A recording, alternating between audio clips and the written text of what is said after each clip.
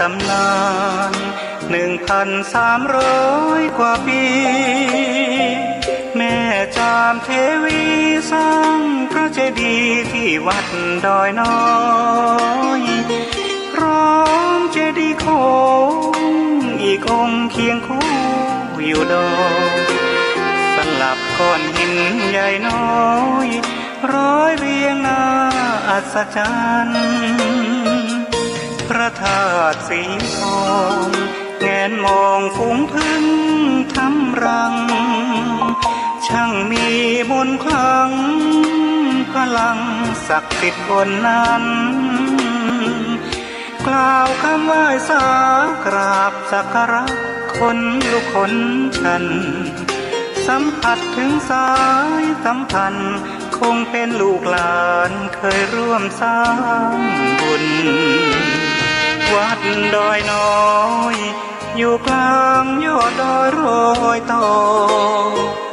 อำเภอดอยละออกเขตติดต่อป่าซางลำพูนเดินทางปลอดภัยจากเชียงใหม่หรือสายลำพูน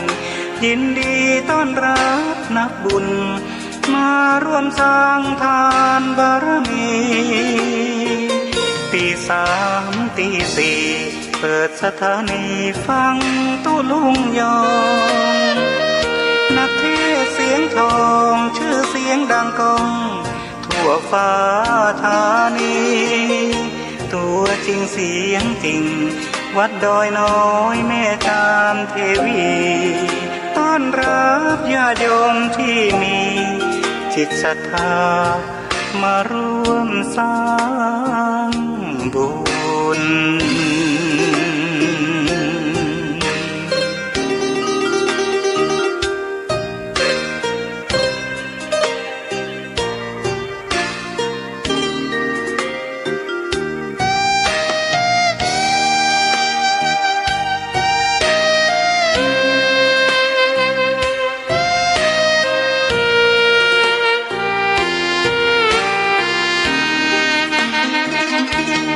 วัดดอยน้อ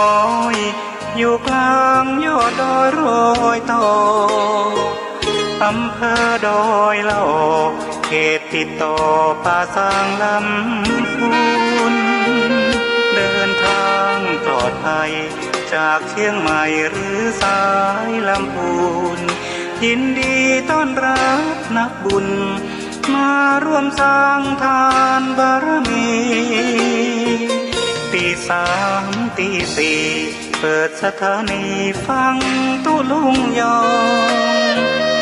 นักเทศเสียงทองชื่อเสียงดังก้องทั่วฟ้าธานีตัวจริงเสียงจริงวัดดอยน้อยแม่จามเทวีต้อนรับญาติโยมที่มีจิตศรัทธามาร่วมสร้างบุญ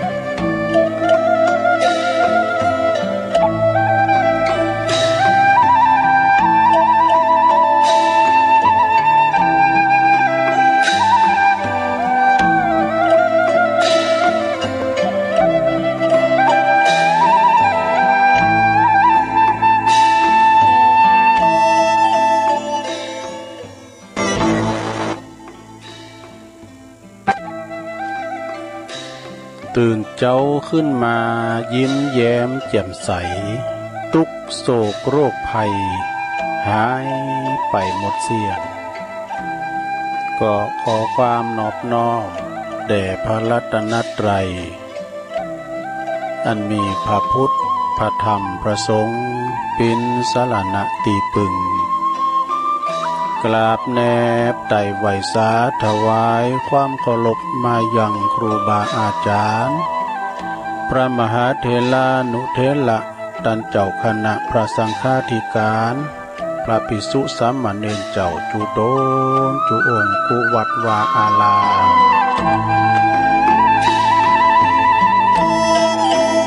ขอเจริญปอนมาอย่างบรรดาปอออกไม่ออกศรัทธาตันสาธุชนคนดีทั้งหลายจะว่าจะปิ้นปอหลงแม่หลงปอลุงแม่ป่าปีป่าหน้าเอาอาศรัทธาตีนจองห้องวัด เท่าแก่หนุ่มกำใจยิงต่างหลายเนาะอันปิ้นกีฬานุปัฏฐากสันนิบาตตานเข่าตื่นเจ้าขึ้นมาก็มาฟังรายการนี่เป็นรายการแหลกที่จัดกันสดๆมากันโตปิ่นซึ่งเปิ้นมีชื่อว่ารายการสัพเพเหระปกิณกะขอนลุงไก่แจงรายการเสียงธรรมแสงทองวันนี้ก็ดำเนินรายการบริหารเวลาโดยต้นตัวแห่งอาตมาภาพเก่ากับผมตัวลุงนันชัยวัฒนาคเสโน ซึ่งก็จัดรายการอยู่ที่วัดประทาดดอยน้อยตำบลดอยหล่ออำเภอดอยหล่อจังหวัดเชียงใหม่มาบริหารเวลาปิ้นเวลาอยู่3เจ้าพัดศุกร์เสาร์พุกทำเสาร์หนึ่งเด้อพุกทำเช้าหนึ่งพุกก็มีกิจกรรมแถมแล้วศรัทธาญาติโยมทั้งหลายวันพุกเป็นวันเสาร์ศุกร์เอาเหล่าเสาร์เอาหน่วยพุกมีกิจกรรมไหวพระหับศีลโยงเข้าบาตรยกวัดปฏิบัติเนาะยกวัดปฏิบัติเปิดเป็นการที่ว่าเราจะได้ทบทวนความจำกันมาปะกันวันนี้ก็ตรงกับวันศุกร์นะวันศุกร์ตี23เดือนเมษายนเนอะ2564วันนี้ก็เดือน8ขึ้น12ค่ำมานี่เนาะเดือน8ออก12ค่ำ13 14 15เหลือทั้ง2-3วันจะถึงเดือน8ปิ้งละเนาะแล้วก็เหลือทั้งกี่วันเดือนเมษาก็จะเสี่งไปเดินพฤษภาก็จะเข้ามาเนาะวันเวลาก็ลงเลยผ่านไปกันตึงวันนาฬิกามันจะหมุนปอกไปตาหน้าอยู่ติ๊กจากเจ้าปิ้นสายจากสายปิ้นคำนะเดี๋ยวก็มืดเดี๋ยวก็แจ้งคำเดียวก็ถึงวันพัดก็เดียวก็ถึงวันมาซ้ำมาโวยนะ ก็มาปบมาปะกันแถมวันหนึ่งเนอศรัทธามีบุญแถมวันหนึ่งเนอตีหมู่เฮาเจ้าขาดทั้งหลายจะได้หันแต่วันแถมเจ้าแถมวันหนึ่งจะได้ยินเสียงไก่ขันเนาะปินติว่าวันเฮามีบุญมีลมหายใจกันแถมวันหนึ่งเนาะเขาจะได้ปั๊มเป้งปะหลันมีธรรมต่อสู้ดำเนินชีวิตกันนะในโลกใบนี้ซึ่งอยู่กันอย่างบัประมาทเนาะอยู่กันอย่างบัเลิ่นเล่อแปลว่าประมาทเนาะประมาทเลิ่นเล่อ ก่อนที่จะเอ่ยไปตั้งสถานีวิทยุที่เปิ้นมีบุญต่อโสตประสาทหูของเฮาที่ได้ฟังกันถึงเจ้าถึงวันนี่นะเฮาก็ปากันมาไหวพระให้กันเน้อลงเด้อแม่ลงบางแม่ลงโอนแม่บุญพินเขานะตึงลงตึงหลายเพื่อความเป็นสิริเป็นมังกละเป็นมงคลเนาะ ตุลุงก็จะปิ้นเก้าปิ้นโหนำสวดมนต์กับศรัทธาญาติโยมลงเป็นลุกมาเตือนนอนอยู่หันทำสวดก่อนปิ้นยังเสียงตุลุงไปก็ถึงปอการเนาะ ขจัดปัดเป่าโพยภัยเสน่ห์จังไรเหินนี้หายออกไปแสนโดดแสนว่านำปลาสิ่งที่เป็นมังกลาเป็นมงคลเข้าบ้านเข้าจองเข้าคุ้มเข้าโหเข้าฮ้อเข้าเฮินมาเด้อลูกหลานตานเต่าอยู่ดีมีสุขอายุมั่นขวัญยืนหายจากโรคภัยไข้เจ็บเหมือนกันจุบุจุคนเด้ออะระหังสัมมาสัมพุทโธภะคะวาพุทธังภะคะวันตังอภิวาเทมิ สวากขาโตภะคะวะตาธัมโมธัมมังนามัสสามิสุปฏิปันโนภะคะวะโตสาวกสังโฆสังฆังนะมามินะโมตัสสะภะคะวะโตอะระหะโตสัมมาสัมพุทธัสสะนะโมตัสสะภะคะวะโตอะระหะโตสัมมาสัมพุทธัสสะนะโมตัสสะภะคะวะโตอะระหะโตสัมมาสัมพุทธัสสะอิติปิโสภะคะวะอะระหังสัมมาสัมพุทโธวิจาจารณะสัมปันโนสุขโตโลกวิตูอนุตตโลปุริสตัมมัสสาลทิสัทธาเทวมนุสสานังพุทโธภควติสวากขาโตภะคะวะตาธัมโมสันติทิโกอากาลิโกเอหิปัสสิโกโอปันนะยิโกปัจจตังเวทิตาโปวินโยหิติสุปฏิปันโนภะคะวะโตสาวกสังโฆอุจจุปฏิปันโนภะคะวะโตสาวกสังโฆยายะปฏิปันโนภะคะวะโตสาวกสังโฆสามิจิปฏิปันโนภะคะวะโตสาวกสังโฆญาติตังจัตตาลิปุริสยุคาเนอัฏฐปุริสปุคคลาเอสะภะคะวะโตสาวกสังโฆอะหุนายโยปะหุนายโยตักขินายโยอัญจลิกาลนิโยอนุตตลังปุญญเขตังโลกัสสติจะยันโตโพธิยามุเลสักกายานังนันทิวัตตโนเอวังตวังวิจจโยโหหิจยสุจยมังคะเลอัปปลาจิตตปันลังเกสีเสปตะวิปุคาเลอภิเสเกสัพพพุทธานังอากัปปะโตปโมทติสุนักกตังสุมังกาลังสุปภาตังสุหุติตังสุขันโนสุมุหุตโตจะสุยิทังบรมมจาลิสุปทักขินังกายกัมมังวาจากัมมังปทักขินังปทักขินังมโนกัมมังปณิทิเตปทักขินาปทักขินานิกัตตวนะละพันตเถปทักขิเนสัพพิติโยวิวัจจันตุสัพพะโลกโกวินาศตุมาเตภวัตวันตลายโยสุขีติกายุโกภวะอภิวาทนาสีลิสานิจังวุธาปัจจายโนจัตตารโอธรรมาวทันติอายุวันโนสุขังปะลังเอาแล้วศรัทธาญาติโยมตุลุงก็ปีนเก้าปีนโหนำสวดมนต์ไหวพระเพื่อความปินสิริปินมังกละน้อมนำเอานะกุลปฏิตตะไหลลัตนะผ่านแผ่วปลาเกี่ยวเจ้าตั้งสามประการจนได้มาปกป้องคุ้มครองรักษา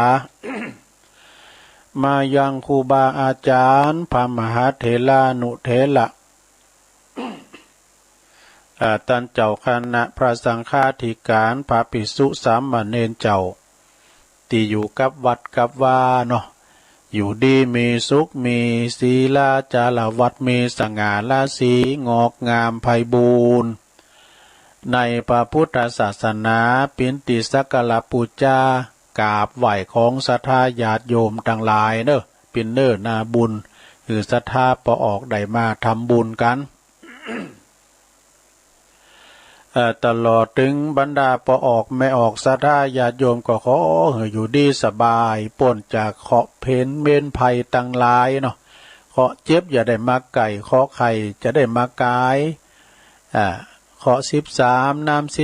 15จุงนี้หายออกไปไกลแสนโยชน์แสนว่าเนาะนำปาสิ่งที่ปินมังกละปินมงคล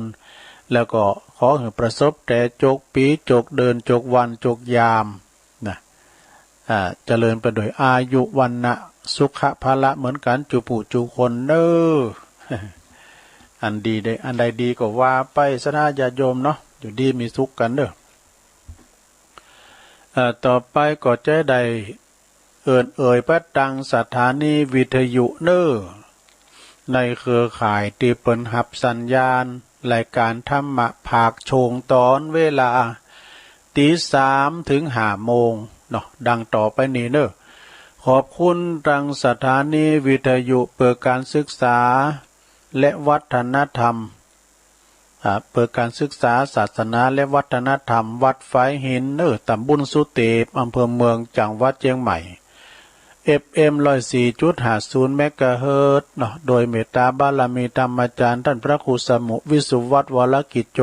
ลิงก์สัญญาณไปแล้วเรียบร้อยขอบคุณสถานีวิทยุคณะสงฆ์อำเภอฝางตั้งอยู่ที่วัดพระบาทอุดมน้ำบ่อสาวาสำนักวิปัสสนา FM 100.25 เมกะเฮิรตซ์โดยเมตตาบารมีธรรมหลวงพ่อท่านพระครูสุจิตานุรักษ์เจ้าคณะอำเภอฝางเด้อขอบคุณทางตุปีเจริญโจติธรรมโมนะขอบคุณสถานีวิทยุแดนดินถิ่นล้านนาตั้งอยู่ที่บ้านโฮงโงตำบลน้ำบ่อหลงอำเภอสันป่าตอง FM 103.50 เมกะเฮิรตซ์โดยคุณรุจิสมบัติเงาคำเจ้าของสถานีขอบคุณสถานีคลื่นธรรมะของชุมชนวัดห้วยตองซักตำบลขวงเปาอำเภอจอมทอง FM 98.75 เมกะเฮิรตซ์โดยเมตตาบารมีธรรมอาจารย์ท่านพระครูวาปีวรมานิท่านอาจารย์ชวลิตชัยวังโส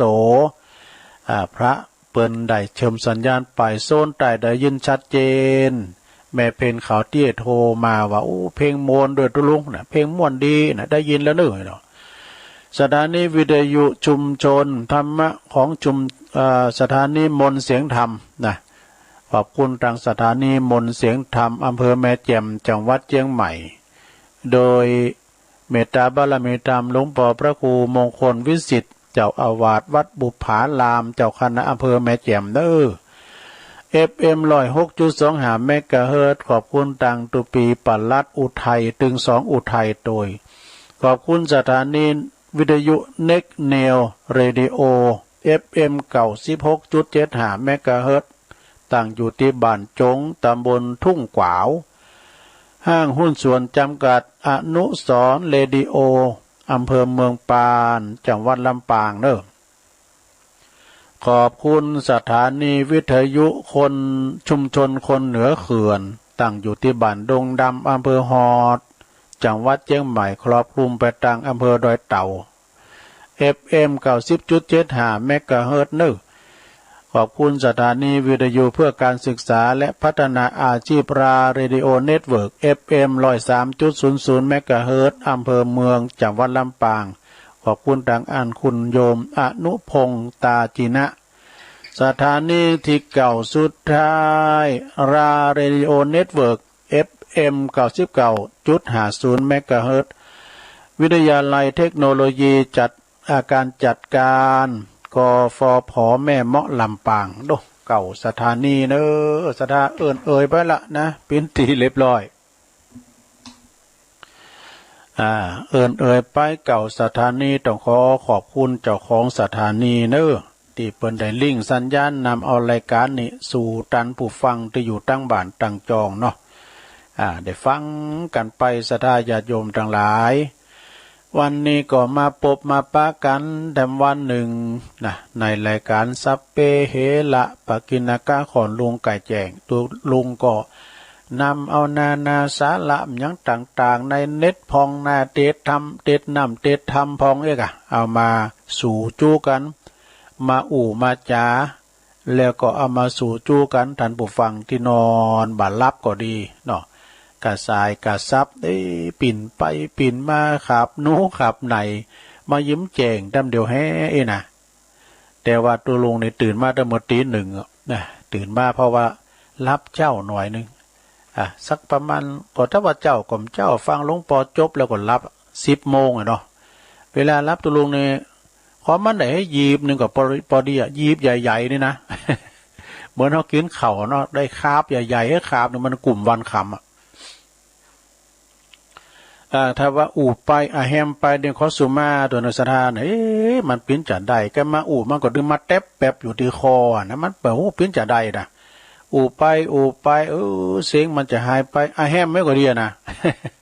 ก็จะไปลำคาญกันเด้อแล้วก็ไปก็ดังแตนไหนมันปิ้นพอเห็นได้การจุกให้เนาะเอาเตียวไปเตียวมาเดียวก็ลงอันนี้ ไปตามแบบฉบับมันลงเด้อเนาะฟังไปศรัทธาญาติโยมทั้งหลายก็มาฟังกันหลากหลายเนอะวันนี้วันศุกร์แล้วแถมคำคืนบึกก็ไปลืมเนอะเสาะหาน้ำมนต์น้ำจังไว้เพราะว่าหลวงปู่เปิดจะได้เสกสาธยายมนต์เนาะออนไลน์มาหือกระปอกศรัทธาที่อยู่ตั้งบ้านตั้งจองยามค่ำยามคืนกันปลอดภัยไร้กังวลบ่มีเป็นเพจเป็นภัยอย่างซักอย่างเขาจะได้ไปจุอย่างตัวลุงอยู่นี่คุณเดียวนี่ก็เอาเสงไปกูบ้านกูจองไปปลอดภัยเนอะโรคภัยไข้เจ็บดึงไปนะเอาเสงไปอย่างเดียวเดี๋ยวนี้เปิ้นมือจุกันเกิน50ปีนะเนาะสนองนโยบายเปิ้นศรัทธาญาติโยมความรอบรู้ความรอบรู้ในปิ้นจะใดก็เดียวกันว่าเนาะก็เดียวกันว่าวันนี้ก็คิดว่ากันมีเวลาก็จะเตดน้ำเตดธรรมเนาะมรดกธรรมก็มื่นเนาะมื่นแล้วไม่ได้เตดธรรมก็เดียวก่อนศรัทธาญาติโยมไผมีบุตรหลานอย่างอี้พองนี่นะมีลูกมีหลานอย่างอี้พองบางคนในลูกหลานเปิ้นจะมาหูกรรมล่ำเลอมาจอยเลิฟเฝอฝ้ายขอบโคจอยปอจอยแม่อันนี้ว่าปิ้นหนีปอปิ้นหนีแม่แต่บางคนมีลูกมีเต่ามาก็มาผานปอผานแม่กินขวางโบขวางบะ อันนี้มาโทงหนีแม่ปอแม่เนาะลูกไผปิ้นอย่างอี้ปองลองฟังผ่านเด้อคำกำปี้กฎแห่งกรรม3 ชาติได้บันทึกไว้ว่าสามีภรรยาหรือว่าผัวเมียนี่นะมีกรรมรวมกันมาบ่ว่าจากกรรมดีหรือว่ากรรมบ่ดีถ้าเฮามีกรรมดีนะรวมกันมาก็บ่อาจอยู่รวมบ้านหลังเดียวกันได้นะถ้ามีกรรมบ่ดีกันมานะเฮาก็จะอยู่รวมบ้านกันบ่ได้นะบุตรธิดาลูกเต่าลูกยิงลูกชายก็ตามคือหนีเด้อบุตรธิดาคือหนีบ่ว่าจะเป็นตังบ่ว่าจะเป็นโทงหนีหรือว่าชดใช้หนีนี่ลองฟังบ่ได้ลงเด้อบ่มีหนีบ่มาเกิดตีปอตีแม่มาเป็นปอเป็นแม่เป็นลูกกันอันนี้มันเป็นหนีสร้างกรรมรวมกันมาแต่ก่อนแต่จัดปังหลังนะสดาดังนั้นสามีภรรยานะที่มีกรรมดีรวมกันมายอมสามานสามัคคีฮักไข่กลมเกี่ยวกันดีถือไม่เท่ายอดทองกระบองยอดเพชรนี่ส่วนว่าสามีภรรยาที่เป็นมีกรรมสั่งกรรมชั่วกันมารวมกันมาแต่ในอดีตชาติปางก่อนยอมจะมีการมาปะกันอยู่แต่ว่ามาทะเลาะเบาะแว้งกันนะบ้านแตกสาแหลกขาดเดือดนั่นปนปีว่าอาจจะอยู่รวมกันได้จนถึงวันตาย นะศรัทธาญาติโยมพอรอบเปิดกับเวลา อย่างตุลุงว่าจำเดือก็ปอสูงไว้แล้วปอมีลูกไปลูกเคยยังละกันก็มีนะเปิ้นว่ายังละอย่างมันเสี่ยงบุญต่อกันแล้วอย่างเนาะส่วนว่าบุตรธิดาเนี่ยปิ้นลูกปิ้นเต่าลูกยิงลูกใจที่มาทวงหนี้นั่นก็คือได้แก่ปิ้นลูกที่บ่เอาไหนเด้อเย็บขี้ไก่บ่ฟอวะเปิ้นว่านะบ่เอาการเอางานฐานก็เอาเกตก็เอานะเอาฐานนี่ อันนี้มันลูกล่างลูกผานด้วยเนี่ยเนาะถ้ามือพ่อแม่ตุกใจบ่ไหว้ว่าบ่ไหว้เว้นนะเปิ้นคำปอคำแม่ว่าอันนี้มาทวงหนี้เด้อสะท่าพอล้อซ้ำเตือนนะลูกนะพ่อแม่นี่ปินดีมีหางแต่สะเดปอนี่ปุดโตปิดเจ้าใหญ่ในโตลูกโกโลโกโซเอาไหนครบหมูครบแว่นกันเนี่ยบ่เอาฐานเกตก็เมาเนี่ยมาทวงหนี้เบิกไถนะแบมือเจ้าก็แบแรงก็แบหยังแบมือขอสตังค์เนี่ยมาทวงหนี้เอามานี่ซาวนึงหน่อยบ่กล้าซาวเนาะเอามาแล้วก็ไปกินแอลครบหมูครบฟูงไงกะเนาะส่วนว่าบุตรธิดาที่มาใช้หนี้นั้นนะจะสำรวมระวังเนอะเพิ่นจะมีความสำรวมระวังฮู้กุลทดแทนกุลพ่อแม่บ่กล้าทำให้พ่อแม่ได้ชอกช้ำน้ำใจนี่อันนี้ไปเป็นอย่างนะซะนะเป็นคุณดีตอบแทนบุญคุณของพ่อของแม่จวยพ่อจวยแม่บ่ให้พ่อแม่ได้เซฟช้ำน้ำใจนี่ก็มาจวยการจวยงานพ่อแม่อย่างตุลุงเราเมื่ออ่านเนาะแต่อันนี้เป็นความจริงนะแม่เปิ้นเนี่ยเป็นคุณที่ขินเสียงโจกเสียงโจกเสียงหวยก็จากเงินมีเป็นหลายเป็นแสนนะเหลือเงิน10,000เดียวเหลือเงิน10,000เดียวเตียนอันนี้เปิ้นเราของฟังนะในวิทยุเนี่ยแล้วก็ลูกเปิ้นนี่เปิ้นจะมาใจหนีมาเข้าฝันว่าอันแม่เฮาจะไปใจหนีให้แม่นะถ้าไว้แม่ได้เงินได้ทองแม่ต้องเก็บฝากไว้นะเพราะว่าลูกอยู่ตัวให้แม่มื้อนายน่ะเข้าฝันไว้ก่อนสะดุ้งตื่นไปแตงหวยแต่ถูกว่าปวดโทษได้หลายแสนว่ะแล้วก็ได้โจก2อย่างเลขหวยก็ได้ลูกก็มานขึ้นมาหลังจากลูกคนนั้นเกิดมาเนี่ยตัวปินดีมีกินปินดีมีหางแม่มาก็ลิ่นกินแล้วก็เก็บเงินไว้ธนาคารแบบฝากเงินยังไว้นะลูกเพิ่นก็เตือนแล้วมันลืมกรรมที่ลูกมันมาเข้าฝันว่าลูกจะอยู่ตัวแม่เหมือนเด้อแม่ได้เงินได้ทองมาก็เก็บไว้กับเนื้อกับตัวไว้ใจเวลาเจ็บเป็นยินอุ่นแม่มันลืมกึดไปก็กินลิ่นติ๊กๆเพิ่นนี่ว่าลูกมันกำลังได้เจ็ดโขบตายไปว่ะนี่เพิ่นมาจดใจหนีป้วนแล้วหรอต่างหากมานี่ปิ้นต่ำอ้อยต่ำคอยหูจักลงต่ำอ้อยต่ำคอยหิบ่มากะบ่ขึ้นแตงเล็กแตงหวยถูกแต่เปิ้นจ่ายเอาเข้าได้ปิ้นหิตินนี้เนี่ยหูจักได้อันแม่น้อยบอกแล้วอันบ่หิตินนี้เนี่ยแปลว่าหยังต่ำอ้อยต่ำคอยนี่แปลว่าหยังเนี่ยแม่น้อยเกมาดูแล้วก็ศรัทธาญาติโยมบุตรธิดาที่เปิ้นมาใจหนีนะสำรวมระวังหู้ทดแทนบุญคุณพ่อแม่บ่ให้พ่อแม่เจ็บช้ำน้ำใจชอกช้ำใจเจ้าโลกทุกคนเกิดมาต่างหนีบ่ป้นเจ้าโลกเฮานี่เฮาถึงหมดเกิดมาถึงนี้บ่ป้นมันมีปบมีพรากมีจากมีเจอมาปบใส่กันพรากสุขตุกเศร้าอาลัยแค้นหักจังนี่คือผลแห่งกรรมเด้อศรัทธาญาติโยมเปิ้นว่าปลูกเหตุเช่นไรย่อมได้ลิ้มรสเช่นนั้นนี่บ่ว่าจะเหตุใดหรือว่าผลใดล้วนหนีบ่พ้นกฎแห่งกรรมทั้งสิ้นข้อหนึ่งนะลงเด้อข้อหนึ่งมาทดแทนกุลนะโดยบุญในอดีตที่ได้สั่งสมรวมกันมาโดยพระคุณที่มีต่อกันจึงได้มาเกิดมาปิ้นแม่ปิ้นลูกกันเรียกว่าบุตรธิดาเหล่านี้คือลูกกตัญญูนี่ฮู้คุณพ่อคุณแม่ฮู้คุณพ่อคุณแม่ที่ว่าได้ใจใส่พ่อแม่เขามาเปิดจะมาทดแทนคุณ เป็นเด็กดีฉลาดเจอฟังเนี่ยเขาเหล่านี้บ่มีทางที่จะทำให้พ่อแม่เนี่ยเสียหายทำให้พ่อแม่จะให้พ่อแม่กัดกลุ่มใจก็บ่มีนะมีแต่มีความสุขใจเปิ้นถึงว่าลูกคนเฒ่าคนแก่เป็นว่าหลายก็แล้วคุณการได้ลูกดีนะอยู่ถอยฟังกรรมได้เลยเปิ้นถูกหวยก็แล้วแต่นะข้อที่สองมาล้างแค้นดูฟังกรรมนี่นะลงเด้อมันมาล้างแค้นนี่หมายความว่าจิได้โดยเหตุในอดีตเนอะที่ได้สร้างลมกันมานะได้สร้างกรรมลมกันมาจึงได้มาเกิดปิ้นปอแม่ลูกปิ้นหลานกันนะเมื่อว่าเติบโตใหญ่นากาบ้านมาแล้วก็กลายปิ้นลูกล่างลูกผานลูกทรพีนี่ถ้ามือครอบครัวเนี่ยแตกเล่าล่มสลายตาวในเนี่ยเพิ่นว่าตาวในล่มนั่นคือตาวสลายเนี่ยคือละลายลุ่มสลายตาวใน เฮาเรียกว่าบุตรธิดาเหล่านี้เป็นลูกทรพีเนี่ยสดาอย่าโยมมันมัดตอบแทนคุณโด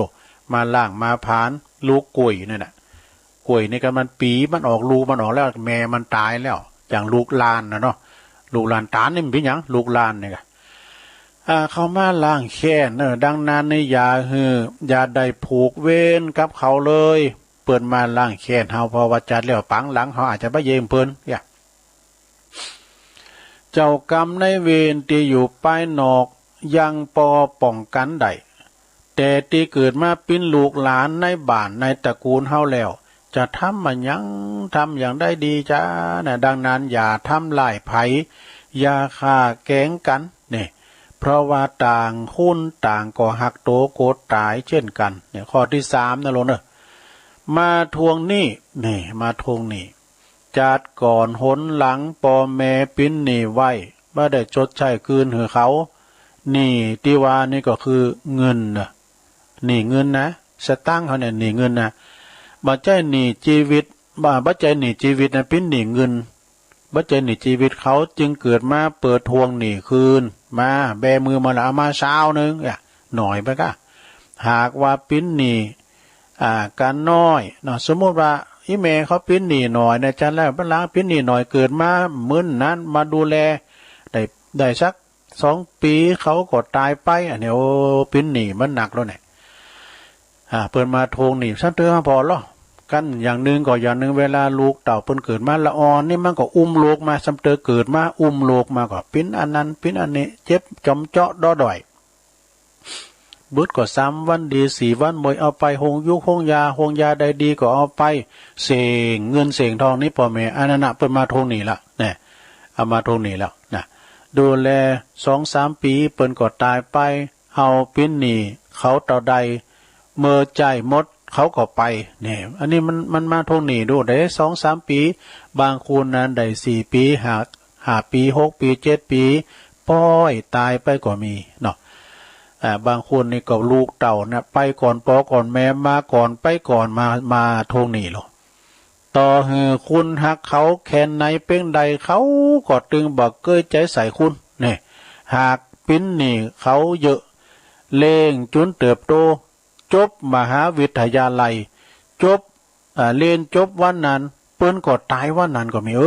บ่ได้กินบ่ากินแห้งสักกรรมส่งหามส่งเฮ็ดจนจบปริญญา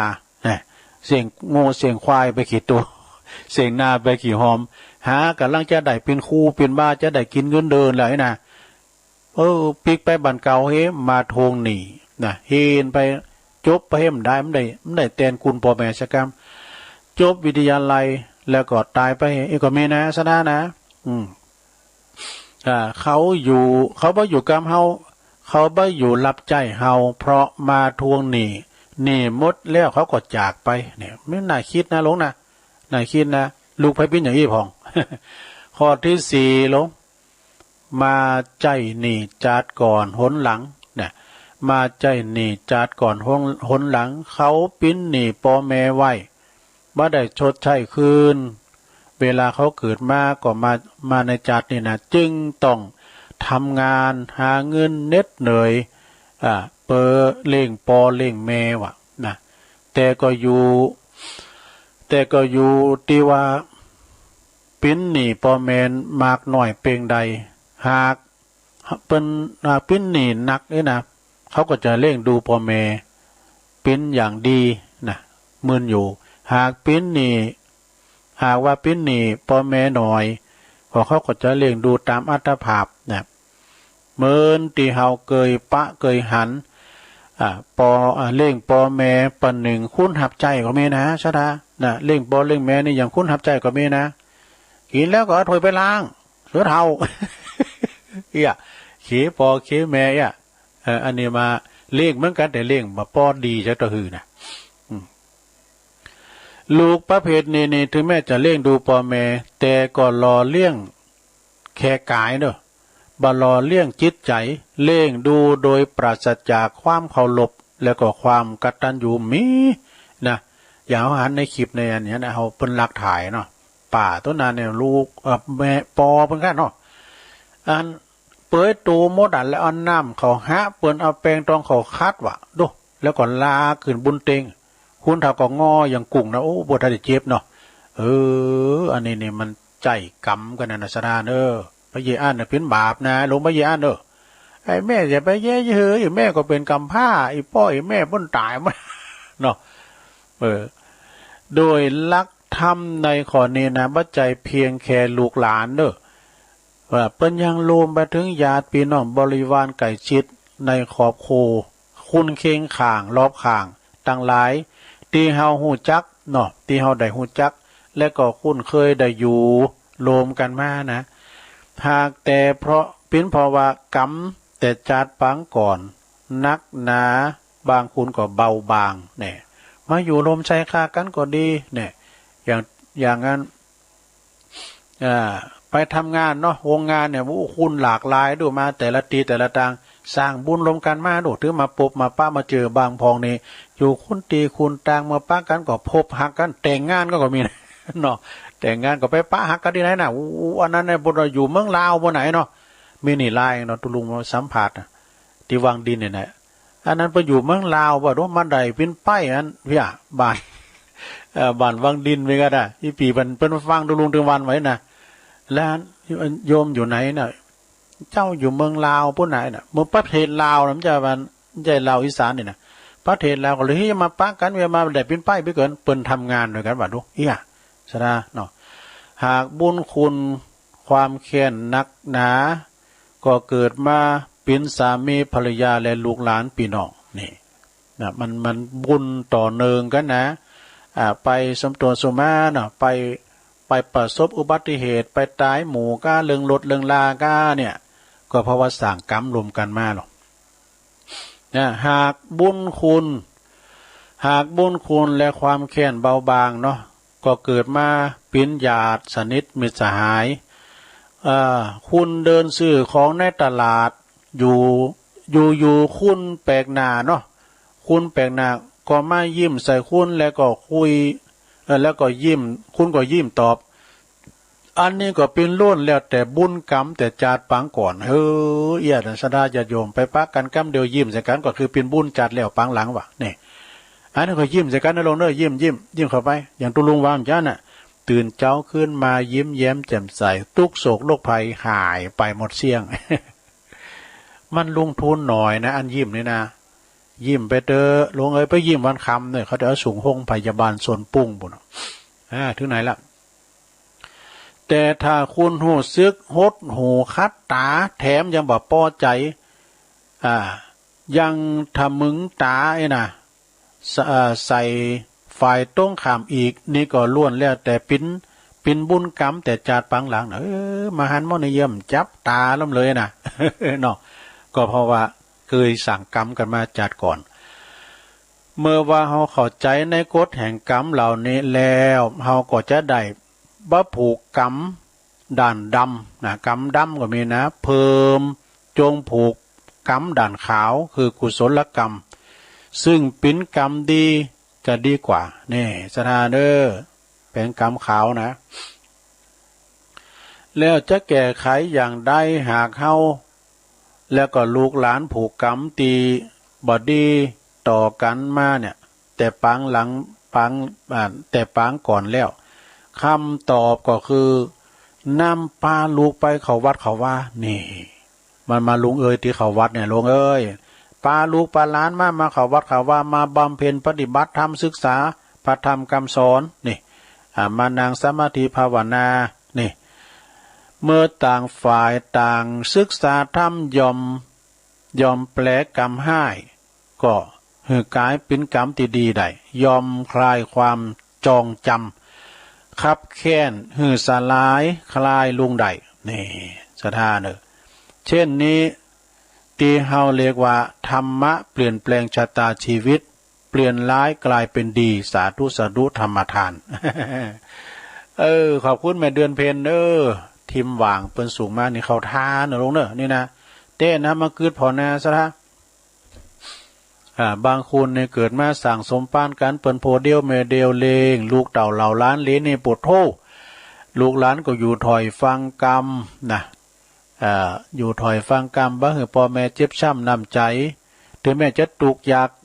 กกันจะได้ก็ตามเปิดก็มีความกตัญญูหักปอหักแม่จวยปอจวยแม่ทำการทำงานอันนี้ก็คือว่าสร้างบุญรวมกันแม่ในจานเหลียวปังหลัง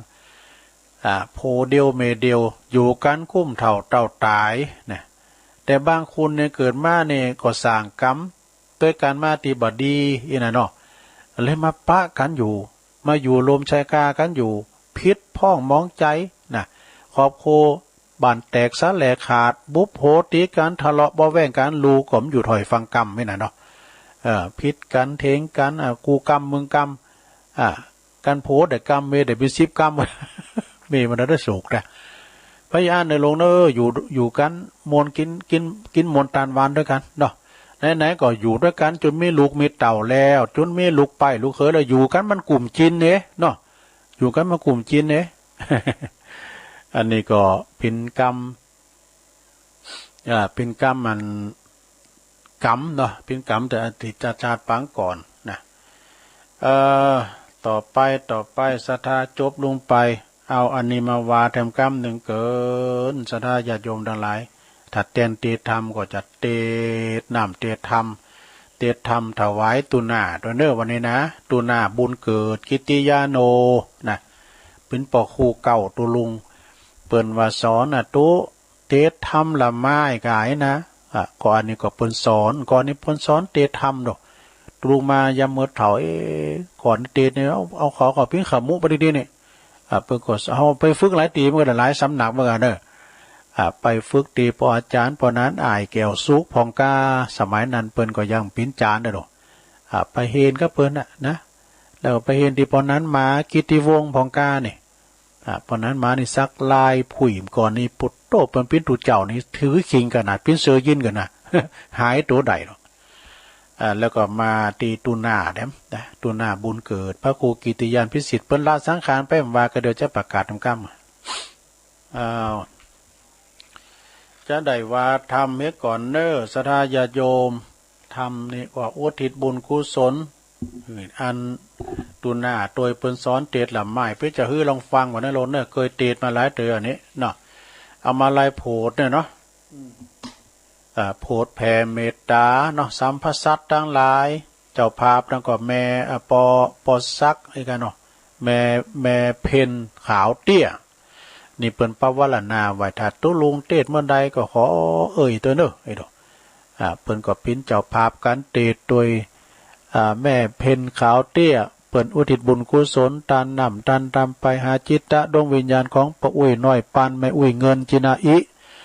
ลูกของเปิ้นก่อนนายอเนกชัยกาวินตันไปหือปอสอนชัยกาวินโดยนะแล้วตุลุงก็พร้อมกับศรัทธาคืนเฮาต่างหลายเนาะตึงหลายวันนี้ตุลุงจะเตดทำถวายตุนาซึ่งเป็นปิ้นปอครูเก่าปิ้นปอคุณที่2ก็ว่าได้นะครูบาบุญเกิดกิติยาโนนะหรือว่าตุนาที่เฮาเคารพนับถือมาตลอดคือกำลังใจตุลุงมาตลอดนะหรือว่าท่านพระครูในราชทินานามเปิ้นก็พระครูกิติยานพิสิทธิ์นี่เจ้าอาวาสอดีตเจ้าอาวาสวัดบังคับทองไล่ดงเนอะฟังธรรมก่อนเตรียมธรรมละไม้เนอะ ดังเต้นไปก่อนพิญญาเนอะลงเนอะ มันจะยาวซะเรือนะทำอะไรโผดอุทิศถวายกับตุนาโดยนะนะโมตัสสะภะคะวะโตอะระหะโตสัมมาสัมพุทธัสสะสุลานามาเฮเนยังพุทธเสถังนามิตวะพุทธกาตัสสะสกัจจังธัมมันจะสังขันจานามิตวะสกาลาจันนาปัตตังมาลายานามาวัตถุปัลลมาตาวิจิตังอาลาภิสังสัมมาเสติดุลาสัพพุลิสะตังลายอาจารย์เจ้าตนแปงกำปีมาลัยอันนี้หากตั้งไว้ฮือเป็นตีไว้และสักการะปูจาแก่คนและเทวดาทั้งหลายเพื่อฮือหายอนทันลายต่างไปในและไปนอกทุกเดาขอคันทาสีมาด้วยกำปีมาลัยอันนี้แลนา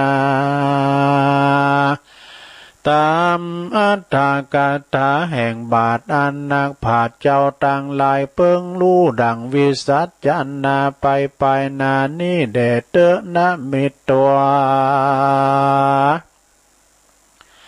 ผู้ข้าก่อไว้ยังพลานนาวาโลกุตตะละธรรมเจ้าเก่าผักการกับตั้งพามปริญญาติธรรมดวงงามพระเสริฐอันบังเกิดแต่พระอุลานามิตวาผู้ข้าก่อไว้ยังพระอริยทรงตนทะลงจตุปาลิสุตตาสินใสสะอาดตนปฏิบัติตามร้อยพุทธบาทสัพพัญญู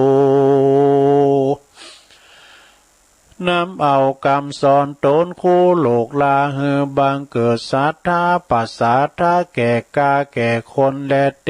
วดาตั้งหลายและนาอาติเตกาเลในกาละอันล่วงแล้วยังมีตนแก้ว มหาเถรตนหนึ่งจือว่าเตปะมาลัยตนทะลงสินใสวิเศษพระก่อไปด้วยเหตุอิทธิฤทธิญาณนิสัยยาเจ้าก่ออาศัยไหลเสริงบันอันหนึ่งจือว่ากัมปูจากามอันอยู่ในเขตตัมปะนายาตรีบอันเป็นที่อยู่แห่งเกี่ยวเจ้าทั้งสามประการเอกาติวาสังยังมีในวันหนึ่งใสมหาเถรติปะมาลัยตนองค์อาจเจ้าก่อกากาศไปยาสู่ยังนาลกเพื่อจักยกเอาอย่างฝูงเพศอันใดสังเกตเมินมานานปวิสติตวาเจ้าก่อเข้าไปสู่สำนักแห่งพญายมพิบาลวันนั้นแล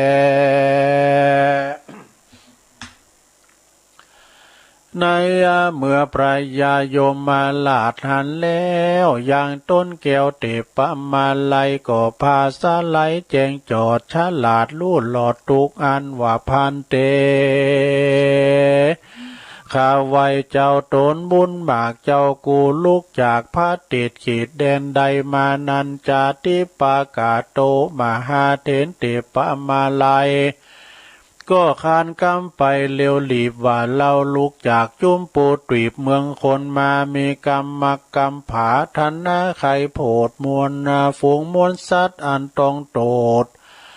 อันนาต้องตุกโตดอยู่ในอาบายเตดีลียามาลาจาอาหาพระยายมมาลาดก็จึงยกดิ้วหวาดวันตาว่าข้าแด่เจ้ากูผู้ตนมีบุญหมากจบฉลาดลู่หลอดอันว่าเจ้าเมืองนอกจุมปูเขายังดูกะทำบุญมีหมากรู้ว่าเขากะทำบาปมีหลายอันจาเตสัตตาอันว่าสัตว์ตั้งหลายมวลมากเขาลาคาบไว้เมืองคนป่าเอาตนตัวเขามาสู่มาอยู่ห้องอาบายก็ยังมีลายเหลือล้นเขาบ่ได้ปุ้นก็คือ เขาว่ากอบผาฐานนาไข่พ้นจากทุกโดดไข่เศร้าเวยสุขโสดสำล้านโดยบุญสมปานแห่งพระเป็นเจ้าแด่พ่องเตอตีนั่นพระมหาเถรติปะมาไลโตนทะลงสินใสสะอาดเจ้าก็ลีลาดไปดูยังฝูงหมูสัตว์นรกอันตกตกต้องโตดอยู่ในอยู่มีอยู่หลายโกฏหลายแสน เจ้าก็ไปสู่แดนนาลก8 แห่งอันกรรมวิบากหากตกแต่งฮือเป็นไปมีตนว่าวิตาลนิโมใหญ่โลหะกุมพิใจพอดีอุสุตุนาลกมีขอบเขตสังฆาตานาลกเป็ดปุนกลัวตายแล้วกลับกายมาเป็นตัวดังเก่าอเวจีนาลกนั้นลาวสัตว์ล้นเอาไปด้วยฟองไฟบังเกิดฮือเป็นไปหลายเหยื่องโลลุวะนาลกเป็นดังเครื่องกงจักสัตตาสันตานาลกพับแผ่วหลอดวิริยันนาลกหอดสุดไปเจ้าก็บ่ดูได้แต่ใสมีใจมาใครโผดยังฝูงสัตว์นาลกเฮอได้พ้นจากอบายกาเจ้าก็มากฎหมายสังเกตไว้เว้นแต่ตีโผดบอดใดเพราะเวนหาปาการยังจักทอหลำมานกรรมวิบากเพราะอนันตาลียกรรมหากเป็นนักจักเอารอไว้ทาพระอริยเมตไตรจักลงมาทราดภายโพดเฮอได้พ้นจากโทษเมื่อไปลุนแลนาตินั่นพระมหาเถรเจ้าเตปะมาไลก็ปิกขึ้นไปไว้บ่อจ้าสู่สำนักยมาลาจาอาหะก็กล่าวว่ามหาลาตนฉลาดเป็นใหญ่ในอาบายฝูงสัตว์ตั้งหลายตุกหมู่ตวนนากูยิ่งใจอันตาลงตุกอยู่ในอาบายยังเมลายหมากล้นเขาบ่อใดป้นก็คือปวกกาตั้มเวียนหาปาการยังจักรอพระตนบ้านบ่อเศร้าคือพระอริยเมตไตรเจ้าอันจักลงมาโผดฝูงสัตว์และนายามาลาจาปลายายมมาลาดก็ยกมือขาบหวานตาว่าข้าแด่เจ้าว่าตนมีบุญมากตนการลุนนาโผดฝูงสัตว์ลูกสาธุดีอันหนึ่งผู้ข้าขอสั่งกรรมเมตตานำมาไปบอกเจ้าเมืองนอกจุมปูฮือเขาเล็งหลีบกาตั้มบุญฮือตานรักษาศีลผ้าหวันนาบานอย่าฮือขาดอย่าได้ผ้าหมาดกาดจะไปตกใจอย่าได้ผ้าหมาดลาสาอย่าได้ปิกป้อคืนมาตีเก่าอย่าได้มาทาลงตุกเล่าในอเวจี เขาเนไกหลีกเว้นปูนจากตังเส้นเข้าสู่อาบายขอนิมนต์ตันเป็นเจ้าจุงได้ภายแผ่นำเอากรรมนี้ไปบอกแก่เจ้าจุมปู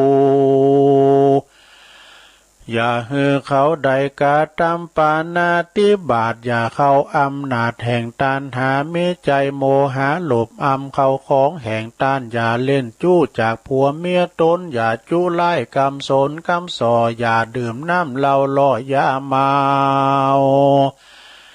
อย่ากวนเกาด่าจีตีพรามอย่าใจหามด่าปอตีแม่อย่าได้ตัดไม้สาลีมหาโพอย่ามั่งแก้วโกดเจดีอย่ากาตามไล่แก่ภิกขุนี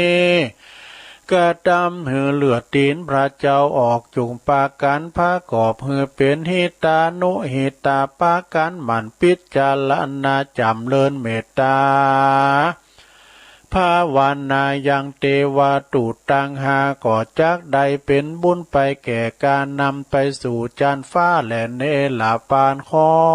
นิมนต์ตันเป็นเจ้าจงนำเอาความนี้เมื่อบอกแก่เจ้าเมืองนอกจุมปูหลีบเตอเทโลอันว่ามหาเถรเจ้าเตปะมาไล ตนองค์อาจได้ยินคำสั่งยาพระยายมมาหลาดลาจาเจ้าก็รีบเสด็จมาโดยลวงอากาศก็มาเข้าอาวาสวิหารตนถึงวันลุนมาหลอดลุงเจ้าแจ้งจอดมาถึงเจ้าก็มาถือเอาอย่างวีและก็บาดนุ่งห่มผ้าย่อมฝาดคาดเป็นปริมณฑลแล้วก็สาเดชทนไปสู่บรรโปจากรรมอันเป็นที่เคยเอาเขาปินที่บาทในอาวาสเกหาตีนั่นหันแล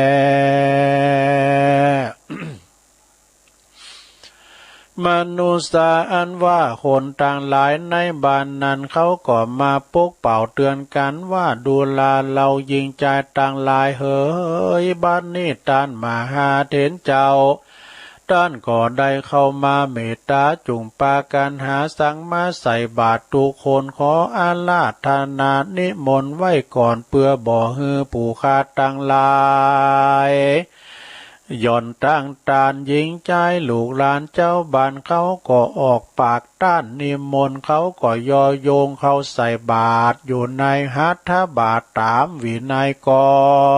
งแล้วผู้โจบทองชาลาดก็มาเวนเขาปินที่บาทป่าแล้วก็ปากันอุทิศหยาดน้ำหมายตานก็มีวันนั่นแลอาตาในกาลยามนั้นพลัมมหาเถรเจ้าตนองค์อาจก็มาถือโอกาสเจียนจ้าวาดูลาอุปาสกะอุปาสิกาเฮยจุงปากันดาฟังยังกำเราจะกล่าวตามที่เราได้รับข่าวคำสั่งมาหาแห่งฟุ้งสัตตาเพศใหญ่อันเขาอยู่ในนรกใหญ่น้อยบ่รู้กี่ร้อยกี่หมื่นกี่แสนก็ยังมีมากหลายเหลือแหล่เขาก็ปากันแผ่กำมาหายังสัมปันตวงศาปีนองอันอยู่ในแห่งห้องเมืองโคนขอปากันขอปากันเมตตาฟุ้งผิดใหญ่คือเขาได้ใจใฝ่จมบานจงมีศรัทธาตานรักษาศีลฟังธรรมอย่าขาดอย่าได้ได้ใส่บาตรอุทิศหยาดน้ำไปหาฮือเขายังฟูงสัตตาผิดใหญ่ฮือเขาได้ลีป้นจากนรกฮือได้ยกขึ้นสู่สวรรค์ไปเตรียมตันแตบไกลต้นตันไทยอินตาฮือได้ไปปูชาติวิเศษคือว่าพระเกศเกี่ยวจุลามณีสาลีมหาถาตอย่าได้ขาดจุวันศีลแด่เตอว่าอันวันนั่นแลมาส่วนอันว่ามหาเทนเจ้ามหาเทนติปะมาลัยเจ้ากันว่าสั่งหืมมนุษากันนาเจ้าจุมปูตวีบสันนั่นแล้วก็กากาดแก้วไปสู่อาวาสแห่งตนก็มีวันนั่นแลตั้งแหลกแต่นั่นไปนาสวนอันว่าคนต่างหลายก็ปากันเว้นจากกรรมหาภาการคือว่าบอกกาตามปานาติบาทบ่ขาดสัตว์หลักของตานบ่เล่นจู้บ่จู้ไล่หลอกลวงภัย บ่ดื่มกินสุราเมลัยเต่าแต่กาตามกรรมอันดีมีตนหวานมีตานรักษาศีลเมตตาภาวนาไปบ่ขาดปากันใส่บาตรหยาดน้ำไม้ต้านไปหาตานาไปหายังนาฝูงสัตตาเพศหมู่เพศเพื่อฮือเขาได้พ้นจากเขตอาบายก็มีวันนั่นแลนิทิตาขียะอันเก่าแก่ไขยังมหาเถรติปามาลัยจาโดก็บางกรมโสมเรศเดชแล้วเต่านี้ก่อนแลสาธุสาธุสาธุโธ่เกือบจบนะลงเนอะดังแตนเฮ้ย หูดังอย่ามาแตนจี้เนาะก็แปลกเหมือนกันนะเนาะเดี๋ยวรอสักกำเนอะแป๊บเดียวตัวลุงจุกกำเดียวเนาะเดี๋ยวหูดังโดนก็มาก่อนเนาะ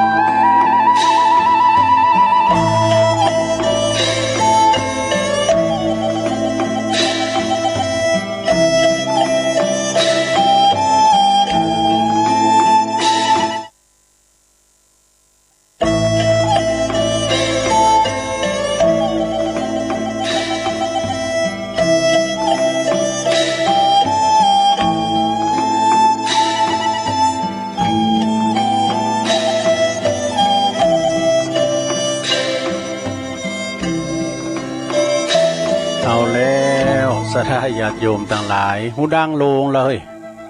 ดุมยาก็ได้เนี่ยเนาะกันจุกแล้วก็ลงเตียวไปเตียวมาลง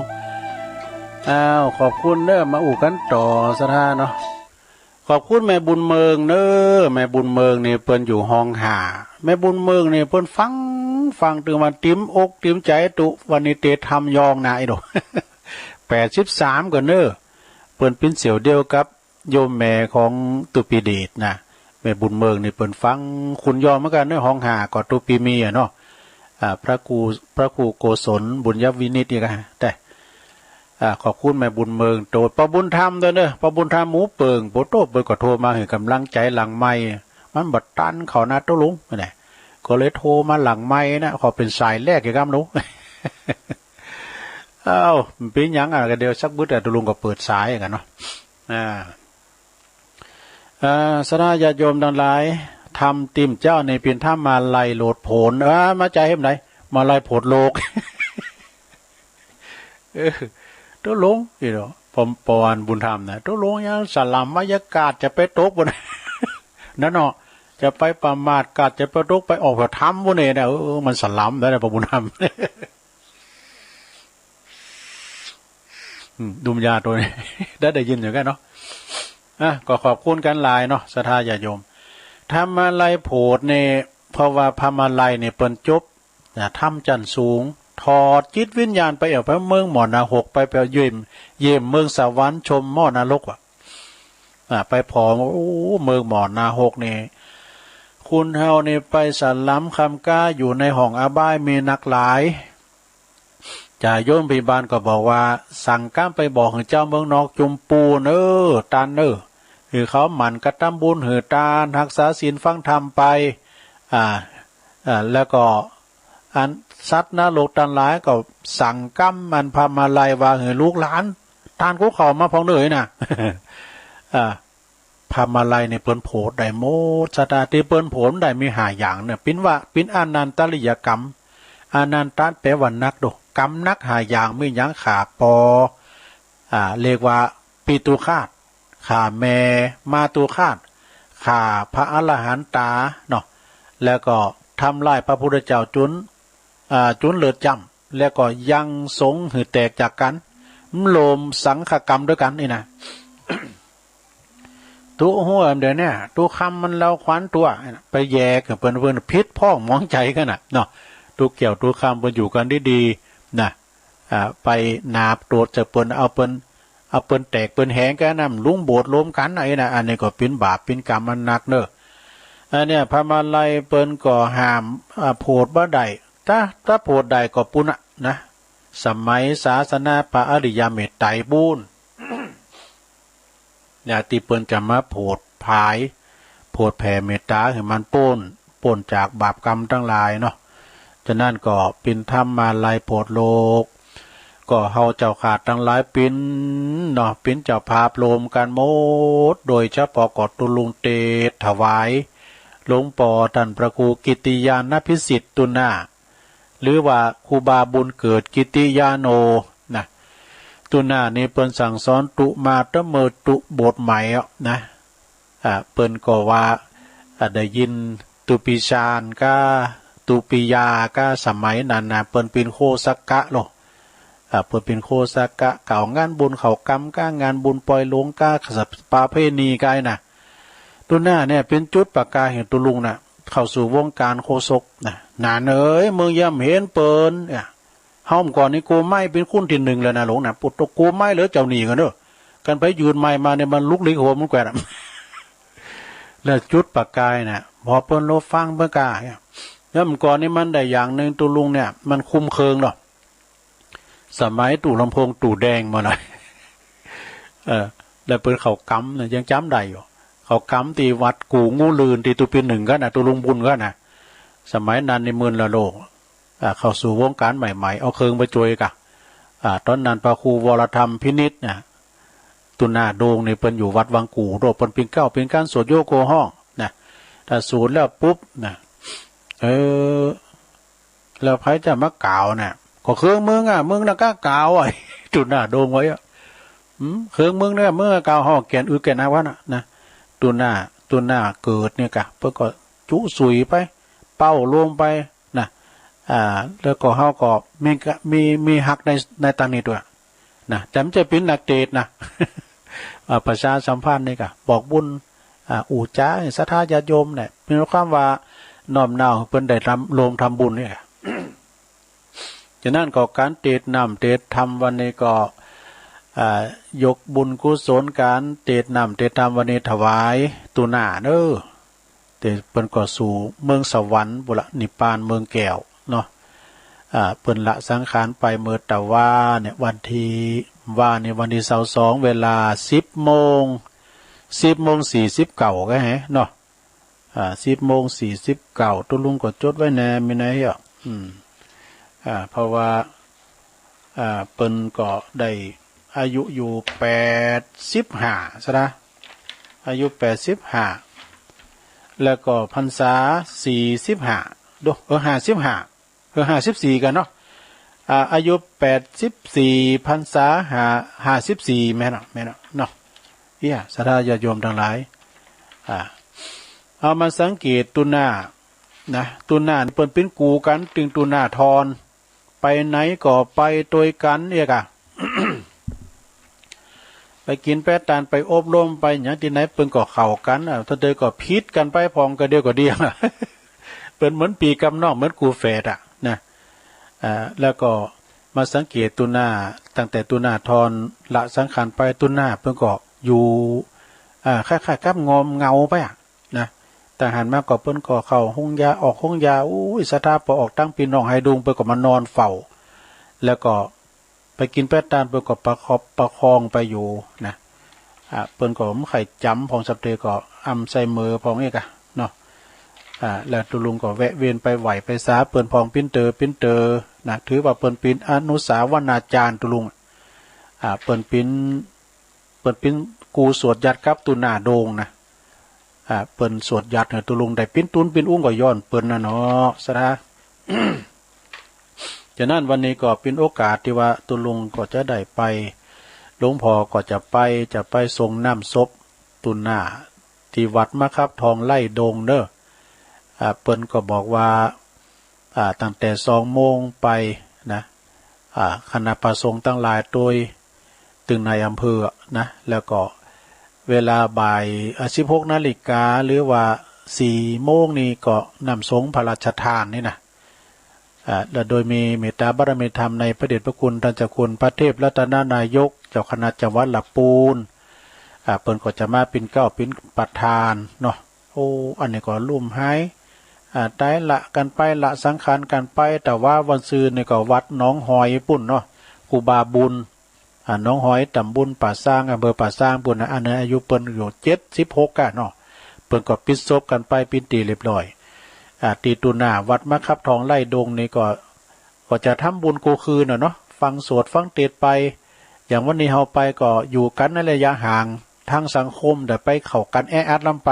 เนาะไปทรงน้ำเฮาก็กอยไปอยู่ระยะห่างกันเนี่ยจะไปประมาทกาดจะไปตกแมทจะไปลืมเนาะโอ้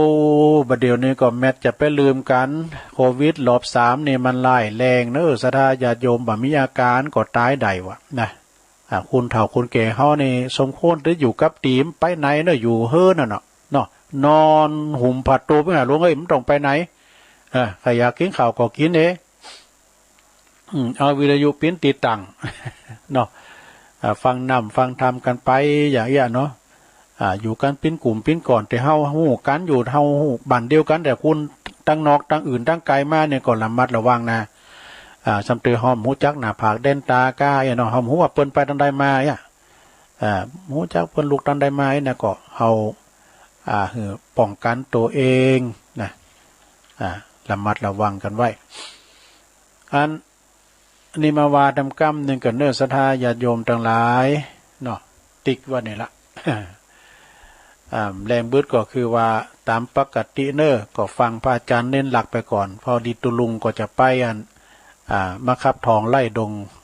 ทรงน้ำศพเตียนวัดมะครับทองไล่ดงก่อนเนาะ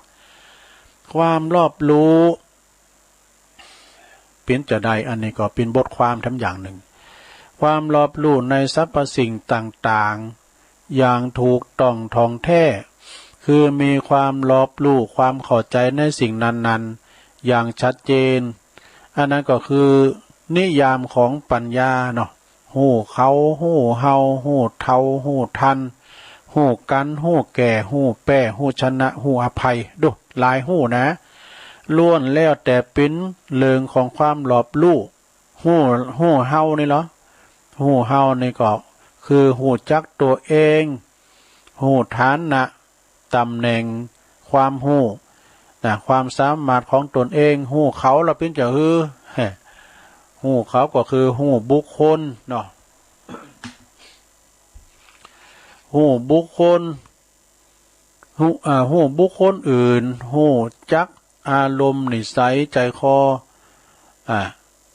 ว่าดีหรือบ่ดีนะหูจักเขาอารมณ์เขารุนแรงอารมณ์เขาห้ายอาจจะนะโคนครบหรือบ่โคนครบเป็นคุณมีเหตุมีผลหรือว่าเป็นคุณเจ้าอารมณ์นี่อันนี้มาหูเขาเนี่ยแล้วก็หูเทาละหูเตาหรือคือหูสภาวะความเป็นจริงของสิ่งนั้นๆนะเช่นหูลักสัจธรรมของชีวิตว่ามันมีการเกิดขึ้นเปลี่ยนแปลงแล้วก็ดับไปบ่มีหยังที่จะเป็นของตนเองจะจี้หลังอย่างยืนแล้วก็หูทันเนาะจะหมายความว่าคือหูทันคน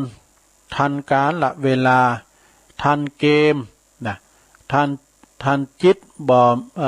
ทันจิตบ่มีหยุดติดแล้วก็บ่เกาะบ่ถือหรือว่าหรือหู้ว่าเป็นกฎกรรมเป็นกฎธรรมชาติปล่อยว่างเนาะปล่อยว่างเป็นได้ทุกโอกาสแล้วก็หู้กันเนาะหู้รู้กันนะก็หู้จักกันป้องกันวิธีป้องกัน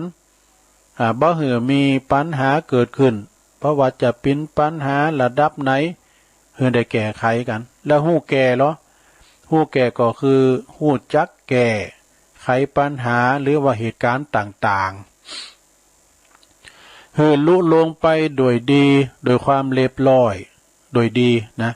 ยึดความถูกต้องเป็นหลักใจสติปัญญาไตร่ตรองหู้แพ้นี่แปลว่าการนะกรรมมันเหมือนกันนะสดาเนาะอย่างกรรมตั้งเนื้อเขาตุ๊นะเป็นตุเจ้าเนอะเป็นพระนั่นเนาะแต่ว่าพระกลางนะว่าพระก็คือเป็นตุเจ้าเนี่ยการเฮาว่าพระน้อยเป็นเนนเนาะหู้แป้นี่ก็คือบ่หู้ก้านน่ะคือการยอมรับสภาพความเป็นจริงของตนของหมู่คณะนะไก่ก้านเจ้ามันก้านบ้าดอกของหลวงของก้านเจ้ามันก้านกรรมการรับเองไปตรวจกรรมการทำแล้วมีหันเติงเหรอท่านอาจารย์พระครูนี่กะท่านมหาบุญรอมเขาก็เนี่ยสมัยตุปีวันนั้นวันกันหรออยู่วัดสุวรรณวิหารก่อนนะเอาตัวมันตัวไปเป็นกรรมการด้วยกันนี่กะกรรมการแข่งกองหลวงพระบาทเป็นตัดสินใจเลยตัดสินนั่นนะกองนั้นได้ทีหนึ่งที่สองที่สามไว้กับเป็นหลอบหรอกกำได้แล้วดิกี่กล่อมตกอยู่กลางฝามันตุ่มเอาเดินลุยลายออกมาเลยปวดท้อเป็นว่ามันจับเขากับหูนอเป็นว่าเป็นหลินเงินกันนี่ทั้งน้องโอ้กรรมการนี่อย่างไรแต่กันวุ่นๆกะเนาะมึนละโทษทั้งหมดสมัยมึนละอันนี้หมู่คณะเนาะโดยน้ำใจเปี่ยมไปโดยคนจุมาเด้อมาเดี๋ยวนี้เปี่ยมไปโดยคุณธรรมอย่าถืออำนาจหน้าที่เนาะมีความเป็นใหญ่นะเขามีอำนาจเขาเป็นแก่บ้านโขมเหงเต็งอันของมันใจเนอะของตนเองเป็นประมาณหู้ชนะเหรอนี่ชนะแปลว่าแปลว่าการทั้งเขานะรู้ชนะคือหู้จักขีดความสามารถของตนของหมู่คณะได้ดีแล้วก็หู้อภัยนี่เหรอแปลว่าหยังนี่หู้อภัยนี่ก็คือหู้จักโอกาสคนอื่นได้แก้ไขปรับปรุงตน การหือโอกาสและก็หือการหืออภัยนี่นะเป็นสิ่งที่จำเป็นมากแต่ในสังคมมนุษย์นะเพราะเมตตาธรรมเป็นคุณธรรมค้ำจุนโลกนี่การว่าเฮาหืออภัยซึ่งกันและกันน่ะโธโลกเฮาจะสดใสดีงามหืออภัยหูแป้หูชนะหูอภัยเนี่ยนะไปลืมเลยหูอภัยเนี่ยนะจะมาเตอะนี่นะจะมาเนอะเปิ้นว่าหูในสิ่งเหล่านี้ครบถ้วนกระบวนความเรียกว่าความรอบรู้จบสราญาติโยมทั้งหลาย ก็เอามาแต่ว่ามีแถมบทหนึ่งก่อนนี้ว่ามันเดือนเนาะก็จะได้ถึงเลยว่าวันนี้เนอสทาญาติโยมทั้งหลายเปิ้นก็จะมีการทรงน้ำศพต่างปุ่นนะที่วัดมะครับทองไล่ดงเนอคณะสงฆ์โดยมีพระเดชพระคุณท่านเจ้าคุณพระเทพรัตนนายกเจ้าคณะเจ้าวัดหลับปูนพระเดชพระคุณท่านเจ้าคุณพระพุทธบาทพิทักษ์เจ้าคณะอำเภอป่าซางเจ้าวัดพระพุทธบาทตักผ้าพระอารามหลวงอาจารย์ท่านพระครูสถิตสารคุณเจ้าคณะตำบลนำดิบในเจ้าตีโดเจ้าของพื้นที่เจ้าคณะผูกปกครองในตำบลเนาะตำบลนำดิบนี่เป็นตำบลดีกว่างนะซะนะเปิ้นสามารถจะแยกเขต1เขต2ได้นะแต่คณะสงฆ์นี่ดีมากๆเลยเนอะทุกตนทุกวัดเปิ้นว่ามันแยกก็เอาอาจารย์พระครูสถิตเนี่ยปิ้นติดตั้งแล้วเปิ้นก็เลยตั้งรองเจ้าคณะตำบลนะคือตุปีพิเชษฐ์สิริพัทโทนะวัดตุงนิมิตนะนำดิบน้อยเปิ้นกลมเกี่ยวกันเนี่ยคณะสงฆ์ตำบลนำดิบนะตึงพระสงฆ์แล้วก็มีนักปราชญ์บัณฑิตนักหนาจบบัณฑิตจบปริญญาหลายเนอะสถาปโทก็มีปตีก็มีแต่ตุลุงในจบมื้อละปโทอันจันโทจบนักธรรมจันโท เป็นกำลินนะสุมาเนี่ยแล้วก็วันนี้ก็ไปปะกันนะก็ไปลืมใส่แมสเนอร์ระมัดระวังป้องกันตัวเองสถาเจ้าบ้านเฮาแล้วก็ตั้งพระสงฆ์องค์เนนแถมเนาะที่วัดมะครับทองไล่ดงเนอะแล้วก็นี่ทำงานหนึ่งเนี่ยปูนบ้านแม่อุ้ยอินลือแม่อุ้ยลือเนออยู่เสมอแม่สาบไตเนี่ยอันนี้ก็เป็นงานบำเพ็ญกุศลศพเหมือนกันเนอะงานวันที่19ถึง25เมษายนนี่นะระหว่างวันที่19ถึง25เมษายนพิธีบำเพ็ญพระราชทานเพลิงศพพระครูขันติคุณาทานครูบาดวงจันทร์ขันติทโลเนอะอดีตเป็นปิ้นเจ้าอาวาสวัดแม่สาบเหนืออำเภอสะเมิงจังหวัดเชียงใหม่ในวันที่25นี้เป็นวันพระราชทานเนอะก็ไปรวมทำบุญปล่อยหล่อกันเนอะสถานเนอะปล่อยหล่อกันเปิ้นอายุ69พรรษา49เปิ้นเป็นอดีตเจ้าคณะตำบลสะเมิงใต้นะอันนี้ก็ประกาศให้ทางคณะสัทธาแล้วก็แม่อุ้ยอินเด้อเนอะอุ้ยอินเด้อเปิ้นก็ฟังรายการตูลุงแล้วก็โทรมาทุกครั้งก็ขอขอบคุณกับอันสถานาบุญด้วยเนาะเดี๋ยวเอาปอนนี่กันเนอะสถาปอนตึงโหลงตึงหลายนะ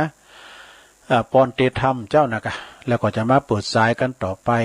เอาสัปปีติโยวิวาจันตุสัพพะโลโกวินาศตุมาเตภวัตวันตรายโยสุขีตีคายุโกภวะอภิวาตานาสีริสานิจังวุธาปจายโนจัตตารโอธรรมาวัฏันติอายุวันโนสุขังปะลังเอาแล้วเนาะต่อไปก็จะเป็นบรรยากาศในกรรมหนึ่งเนอสทาญาติโยมทั้งหลายพุกตัวลงมาทับอยู่น้ำพุกเจ้าเนาะจะมีกิจกรรมอยู่เป็นบรรยากาศพระจะโทรมามาจากับตัวลุงมดเฝ้าแล้วนิ่มเลยนะปันกันเนาะแบ่งบ่ายกันเนาะ0899556506เจริญปอนไว้ตาเจ้าตุลุงยองเจ้าก็น้อยนึงยายน้อยกาดนัดมาแล้วตะกี้มันนั้นทำอะไรนั่นน่ะคือว่าที่ว่าตู้ตั้งหามันมีหยังเกิดเจ็บตุกตายเนาะอยากก็โดยเสียงก้อนกล่อมนะเจ้าที่ว่าตู้หาเกิดมามีตุกบ่มีความสุขยามแก่ชราเป็นทายาที่เจ็บ ป่วยถามหาความทุกข์นานามันมีมาเนอเจ้าข้อหานั่นนะเอาอาหนุ่มเนาตายผู้คนเจ้าแน่นอนนี้ตึงบอกพ้นตามคำผาสอนตายแท้แน่นอนนี้ตึงว่าใดจักตายอย่างใดเป็นลมเป็นไข่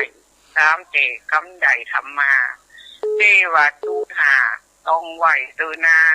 พี่น้องเอาอาปะผู้คนเจ้าเพราะจะอั้นนาเอาอาหนุ่มเท่าลุกกันเจ้าเนินนาย4 โมงไปแล้วผู้ฟังตั้งหลายลุงเปิดซ้ายโทรมาเนอะเจ้าโทรมาเนอะเจ้ากำยองวันละกำเนอะเจ้ากำว่าตำก่อตำก้อยนะเจ้าภาษาไทยแปลว่าต่ำต้อยตกต่ำทุกข์ยากลำบากยากจน เจ้าวันที่หลายอย่างนะเจ้าเนาะตามกอดตามคอยสาธุตามอดตามคอยเนอเนี่ยแม่บนนั้นแก้ไขแล้วเนอแม่น้อยแก้ไขแล้วเจริญปอนเจริญปอนติดแล้วไปซะเจ้าระบีโอ้แม่ต่อยอะเจ้าไม่ได้ในลูกเจ้านะเบอร์ 1ให้ไม่หน่อยระวังดอกเกค้ำแล้วไปเฝ้าบิดไม่ว่าเป็นลืมละอดีตนะอีดูกันได้เจ้าไม่ได้จะป้ากันนะคะระบีโอ้ปล่อยมันนั้นโควิดหายก่อนเนาะเจ้าต่อคนไทยยินดีเนอสาธุสาธุปุ่นหน่อยยามเพชรถอปุ่นหน่อยแม่ต่อยเอ้ยเจริญปอนด้วยสาเจ้าแม่โอนนะหลวงโอนใจกันหลวงโอนวันนี้มาเจ้าเนอหลวงโอนนะฟังเพลงแล้วก็ยอดเลยโอ้ฟังเพลงแล้วกะดีกะพุกก็ฟังแถมพุกเนี่ยเขาเป็นลูกกุ้งไหมวะเป็นวามาลายล่จะฮื้อหมดอ่ะสวรีปากกาพันเขาอ่ะบนนั้นน่ะเอามาพ้องกันน่ะดาวใจไผจิตนี่หรอมันหลากหลายคุณเอาได้ทุกคนฟังเจ้าแล้วเนาะเจ้าดีกะยินดีนะหลวงอ้นโอ้สาธุอีกาแต่ได้หัวเปิ้นฟังหลวงอ้นเนี่ยบทมือโปรเหมือนกันเนอะเจริญปอนกราบไหว้สาเจ้าทุลุงแม่สีทอนนะเจ้าชัยปราการมาแล้วฟังแต่เจ้าแล้วเนอะดีกะน้องบัวชัดเจนดีเนอะขอบคุณเนอะสาธุนี่พี่น้องชัยปราการมาแล้วมองฟังเนาะปอน้อยบุญปันเขาเจริญปอนเขามาแล้วแม่คำพี่น้องไตมาสุงคาก็มีกดจำเดียวติดเลยดีกะฟังเนาะฟังอยู่ก็ได้ฟังคำที่ลุงอยู่ฟังเจ้าแล้วเนาะดีกะฝนก่อมตกก็แม่คำนะบุญอ่ะมันฮ้อนนะเหมือนกันอ่ะตอนนี้ก็ฟ้าห้องได้มันก่อมตกมืดปันปีกรรมนั่นน่ะปีนี้กำมันตกวันนี้ก็วันพุกเนาะบันอันพยากรณ์เพื่อก็มันจะมีฝนอยู่นะสาธุเนอแม่คำสาธุโทแม่คำเปิ้นก็ฟังตลอดก็แม่ชีหยังก็แม่ชีเฒ่าเปิ้นน่ะเปิ้นก็อยู่หั่นน่ะเปิ้นก็ฟังตลอดพี่น้องไตเหมือนกันน่ะเจริญปอนให้สาเจ้าแม่จันติโอ้วันนี้มาเจ้าได้คนไหนเจ้าได้เด็กคนยายน้อยเป็นไรไม่ลั่นบ่ได้ยายน้อยนี่เปิ้นเป็นเอกลักษณ์เปิ้นมันตึงสายเดิมล่ะเพราะว่าถ้าเขาว่าตุลุงล็อกไว้ก็คุณยองเหมือนกันน่ะมันล็อกเนอะอันนั้นเปิ้นมาคนเดียวเปิ้นน่ะตุลุงมีการล็อกลำมีเมมจื้อไปสักคุณแหละแล้วก็หันว่า007ก็หันแม่น้อยอีกอ่ะแม่จันติเก่งก็ปั๊บเร็วได้เลยกาลามแม่ฟังเจ้าแล้วเนาะฟังแต่โอ้วันนี้ม่วนดีเนาะวันนี้เมียนตุลุงทองสกรรมเนี่ยตุลุงก็ตื่นมาแต่เมื่อน่ะเฮียนเดี๋ยวก็เดอะเฮียนน่ะดูตุลุงทองมีสกรรมวันนี้เดอะเฮียนน่ะเจ้าเปิดเพลงเจ้าดีวันเนี้ยตั้งอาจารย์วิศวัตรขอบคุณแม่จันติบเนอเกตกาลามเนาะฟังต ฟังไม่สบายก็ต้องฟัง โอ้นั่นน่ะแรงไปฟังแถมพระอาจารย์เน้นหลักเพิ่นจะมาปกติเพิ่นอยู่อะเนาะ เจ้าบ้านในบ้านในรักเนี่ย ตัวลุงเนี่ยจะได้ไปทรงน้ำศพตุนากับหลวงพ่อเจริญปอน ครับไปสาครับลุง โอ้โดนพาดพิงมาแล้วหัน มันเข้ามาได้อันนี้ตัวลุงก็เลยมันฝันมาไหนมันเข้ามาได้ก็เจอหาขอบคุณจะนักเลิกตับไปสาตัวลุงเหมือนโควิดเลยเหมือนไม่ปะกับชักเตือแล้วเมื่อไรนี่ฮะเป็นยังป้าตั้งเสียงก็ดีอยู่เนาะโอ้ขันกราบไปสาตัวลุงสักครั้งของครั้งตาเป็นยังโอ้อันแนมเปิ้นฟังกำลังแต่งตัวลุงอยู่เนอะสาธุครับกราบไปสาครับผมปน้อยบุญปันมโนครปุณเสาหินฝางก่อนนะเสาหินตั้งสีบบานก็โทรมาพองเนอฟองคำที่วงคำเจริญปอนเจ้าคำว่าสาธุลุงจำได้ละแม่สุกแก้วศิลาพรเนอะแม่นฟังตุลุงต้องมาเปิดเพลงตีสองแล้วทางธรรมโดยไหว้พระตัวเจ้าติดตามตลอดนะตุลุงเนอะเจ้าแต่ว่ามันแรงก็มันได้อันโทนซ้ายซะครับก็เดี๋ยวมาโทนรวมกันนี่ว่ามันแรงนี่มันเวลาหมดได้ก่อนได้โทนซ้ายซะครับเจ้ายินดีเจ้ามาแรงฟังพวกเจ้าก็มาอยู่เจ้าสาธุมันผู้ปีฟังแถมเจ้าแถมขอบคุณแม่สุกแก้วฟังทุกวันนะเจ้าเนอะพี่ลุงนี่พี่น้องตัวแทนสลีเตเนอะเจ้าคนฟังกันนะกู้หมู่บ้านเลยอะต่างนี้ทำไงกับมันไปไหนมันได้แหละแม่เนาะเอาธรรมะธรรมโมเนี่ยเป็นที่จ้างที่เพิ่งเหมือนกันกู้หลังคาเรือนเนอะเจ้ากราบไหว้สากราบตูนนะเจ้าเนอะตัวแทนพี่น้องสลีเตเจริญปอนไหว้สาเจ้าตุลุงโอ้มาแล้วแม่พญาอันนี้แม่จันเรือนใสโอ้มือไหนหยอดอีกก็ดีแล้วโธ่ที่ทำประยุกต์ก้ามีอากาศอย่าตกนะสลามไปแล้วประบุญทำไก่หัวเสียวะมันยามว่านะกะแต่ไปประมาทกาดจะไปโต๊ะแต่โอ้มีอะไรทำอะไรมีซับฟ้านะทุกคนลูกผลมาโผดแต่แม่มันก็ชุรุ่ยชุร่ายยังบ่ตกอย่างเก่าอยู่นะแม่น่ะเปิ้นมาโผดแต่นี้เปิ้นยังเข้าในฟันน่ะเอาไว้แม่จะไปลืมเนี่ยการหื่นยังไปแล้วก็เก็บฝากไว้กับเนยกับตัวยามเฒ่ามันลืมกำลูกมันน่ะเพราะว่าลูกจะมาอยู่ตัวอีแม่มื้อนะมื้อนี้อันก็จะจากอันนี้มาจ่ายกรรมได้กันเนาะมาใส่หนี้ได้เนาะก้องละจิตเขาต้องวันนั้นแล้วมีโจก2จั่นเลขหวยก็ถูกลูกก็ได้วะมันฟังกำลูกคนนี้นี่ก็ยังเงินเอาจนสิ่งลูกก็สิ่งเงินก็สิ่งไว้หมดแล้วมันจ่างเก็บตะคนนั้นอันนี้มันจางเก็บจางหาเนาะโอ้บัดเดี๋ยวนี้แม่จันไผบริหารจางนี่นะจะแก่พวกนั้นเนาะกินหายใจโอยเนี้ยได้นะกี่ล้านก็ถึงหมดนะจางบริหารทำไมดูเปิดในยุคในสมัยนี้ที่เปิดผ่อนคู่อย่างนั้นได้ผ่อนรถผ่อนยังก้าดูเขาก็เคยเป็นราชาเงินผ่อนเมื่อละผ่อนเท่าไหร่ทัดก่อนนะไปรอจะก้ามเราเปิดหยุดไปอ่ะสิ่งเกิดยังเงิน42 ล้านยังหมดเลยหน้ากาโปโต3 ล้อถูกหวยเอาไปมาเดี๋ยวปั่น3 ล้อเหมือนกับจางกินจางใจเนาะประมาทถึงใดนะจ๊ะอย่างยุคนี้สมัยกับตุลุงสมัยนะโอ้มีแอบย้ำได้นะแต่กะชัดเจนนี่นะจ๊ะขอบคุณแม่จันเวียงตาการแม่จันเรือนใสอันนี้เรียกว่ากองเสบียงอันยิ่งใหญ่เจริญปอนภาษาเจ้าตุลุงโอ้แม่พิมพ์นะแม่พิมพ์เนาะแม่พิมพ์เป็นเจ้าแล้วนะเจ้าแม่พิมพ์ป่าแดดแต่กะฟังด้วยเพลงนะฝนตกเหรอพร้อมกันแน่คืนแน่เปิดพัดลมไว้คืนหงผมผ่าตัวเฮ้ยยันเดียวกันนะเจ้าขอบคุณดีเนอร์ ขอบคุณแม่บุญเมืองด้วยเนอะแม่บุญเมืองฮองหาคุณยอมเหมือนกันอายุ83 ปีแล้วนะแม่บุญเมืองแต่เพิ่นโทรมาหลังไม่เจริญปอนติดแล้วเจ้ากลับไปซะเจ้าตะลุงอ๋อแม่สายพี่น้องอันคนดอยแดนเนาะต้องฝ่ายถูกไป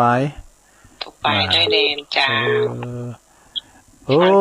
แต่ก็ลืมว่าจะประกาศอันประลงสิวัง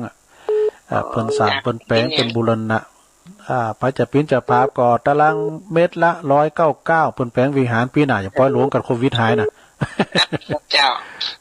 เมื่อไหร่จะร้องกับตะลุงเมื่อไหร่มากะนั่นกะไปแม่จำปีเขาฟังอยู่แค่แม่จำปีเขาเนาะเจ้าฟังกันอยู่เจ้าดีกะฟังหลายบ้านหลายจ้องอยู่ฟังตะลุงตลอดเนอะแล้วมันโทรแทนเปิดได้เอาแม่สายพินติดต่างเนอะพินตัวแทนประดุลเขาก็สบายดีเนาะประสมคิดเขาพอแก่วัดมันก็ถึงทันตลอดนะเจ้าแต่ตึงหาเสมอเนอะประดุลเนอะปาตีคำจ้ะอันขับไปกราบอันตุลุงเต้นี่ปล่อยมันหายโควิดก่อนเขาก็ไปมาหาสู่กันเนาะจ้างอมฮักคือสีขาวเนาะนะกะปุโตปนกดกิมกันจะดีนะปุโตเพราะนี่ละรถเป็นเท้าเป็นร้อยกันบ่เด้อแต่ไปซบเตือนนี่นะเฮาก็บ่กิมน้ำพริกตะแดงบ่ล่ะนี่น้ำพริกตะแดงกับนี่นะจะไปกินน้ำหมูน้ำตากลางตันไปกินหน้าวัดตุงเกวนฮะพอดุนก็เดียวเพิ่นก็มาอู่งอมฮักคืนสีขาวแท้เป็นหยังเกิดขึ้นดับไปเป็นหยังมันกดตะมีมาอยู่เนาะจ้าติดตามตะลุงตลอดเนอะสาธุเป็นกำลังใจเนอะเจ้าแม่สายพินนี่ก็เป็นตัวแทนพี่น้องต้องฝ่ายด้วยแดนขอบคุณเนอะเจริญปอนทำได้จ้ะแม่โบกี้เจ้าฮะโอ้แม่โบกี้นี่ก็เนี่ยที่หงเป้าเนี่ยกะโอ้แม่โบกี้ดูนะฟังเขามาสวดมนต์ได้ค่ะตัวจริงนะจ๊ะโอ้พี่น้องโผเป่ากำลังใจนะเจ้าหมู่11โอ้กับแม่โบกี้ไม้ก็ดีแล้วแม่โบกี้นี่ว่าคุณนี่แต่หมดแม่เลี้ยวก้าแม่โนนก้าน้องตายก้าก็นัดอยู่สิจะฟังเนอะไผก็เป็นไอ้เจ้าแหละเจ้าไผก็นัดหมู่4คนนัดเนี่ยจ้าคนนัดหมู่4เนาะจ้าเป็นคนโทรกับตีเจ้าคนนัดหมู่4นี่พี่ไหนไม่ขี้ไอ้เจ้าพอนัดฟังกันไปเนี่ยพอนัดโทรมาพร้อมกันหลังไม้ก็ได้เนอะพอนัดขอบคุณแม่โบกี้เนอะสาธุอากาศอยู่เฮือนั่นเนาะนะหุมพาอยู่เฮือนั่นเนาะ0899556506โทรกันเข้ามาเวลาตุลุงเปิดเลอะเจริญปอนกับนมัสการครับหลวงพ่อมานิดมาแล้วตามสัญญาเนาะก็แจ้งมาฟังเทศแล้วก็ฟังตุลุงเปิดสายฟังสัก5ก่อนสัก3 4 5สายทีนี้ถ้าอย่างผมเทศทำเมืองเตียนอันนี้สูงปีใหม่เดือน7นี่นะสมณะจีพามนี่จะล่าสังขารนักเนื้อลุงหน้ากาเนาะปีมวยสมณะยากา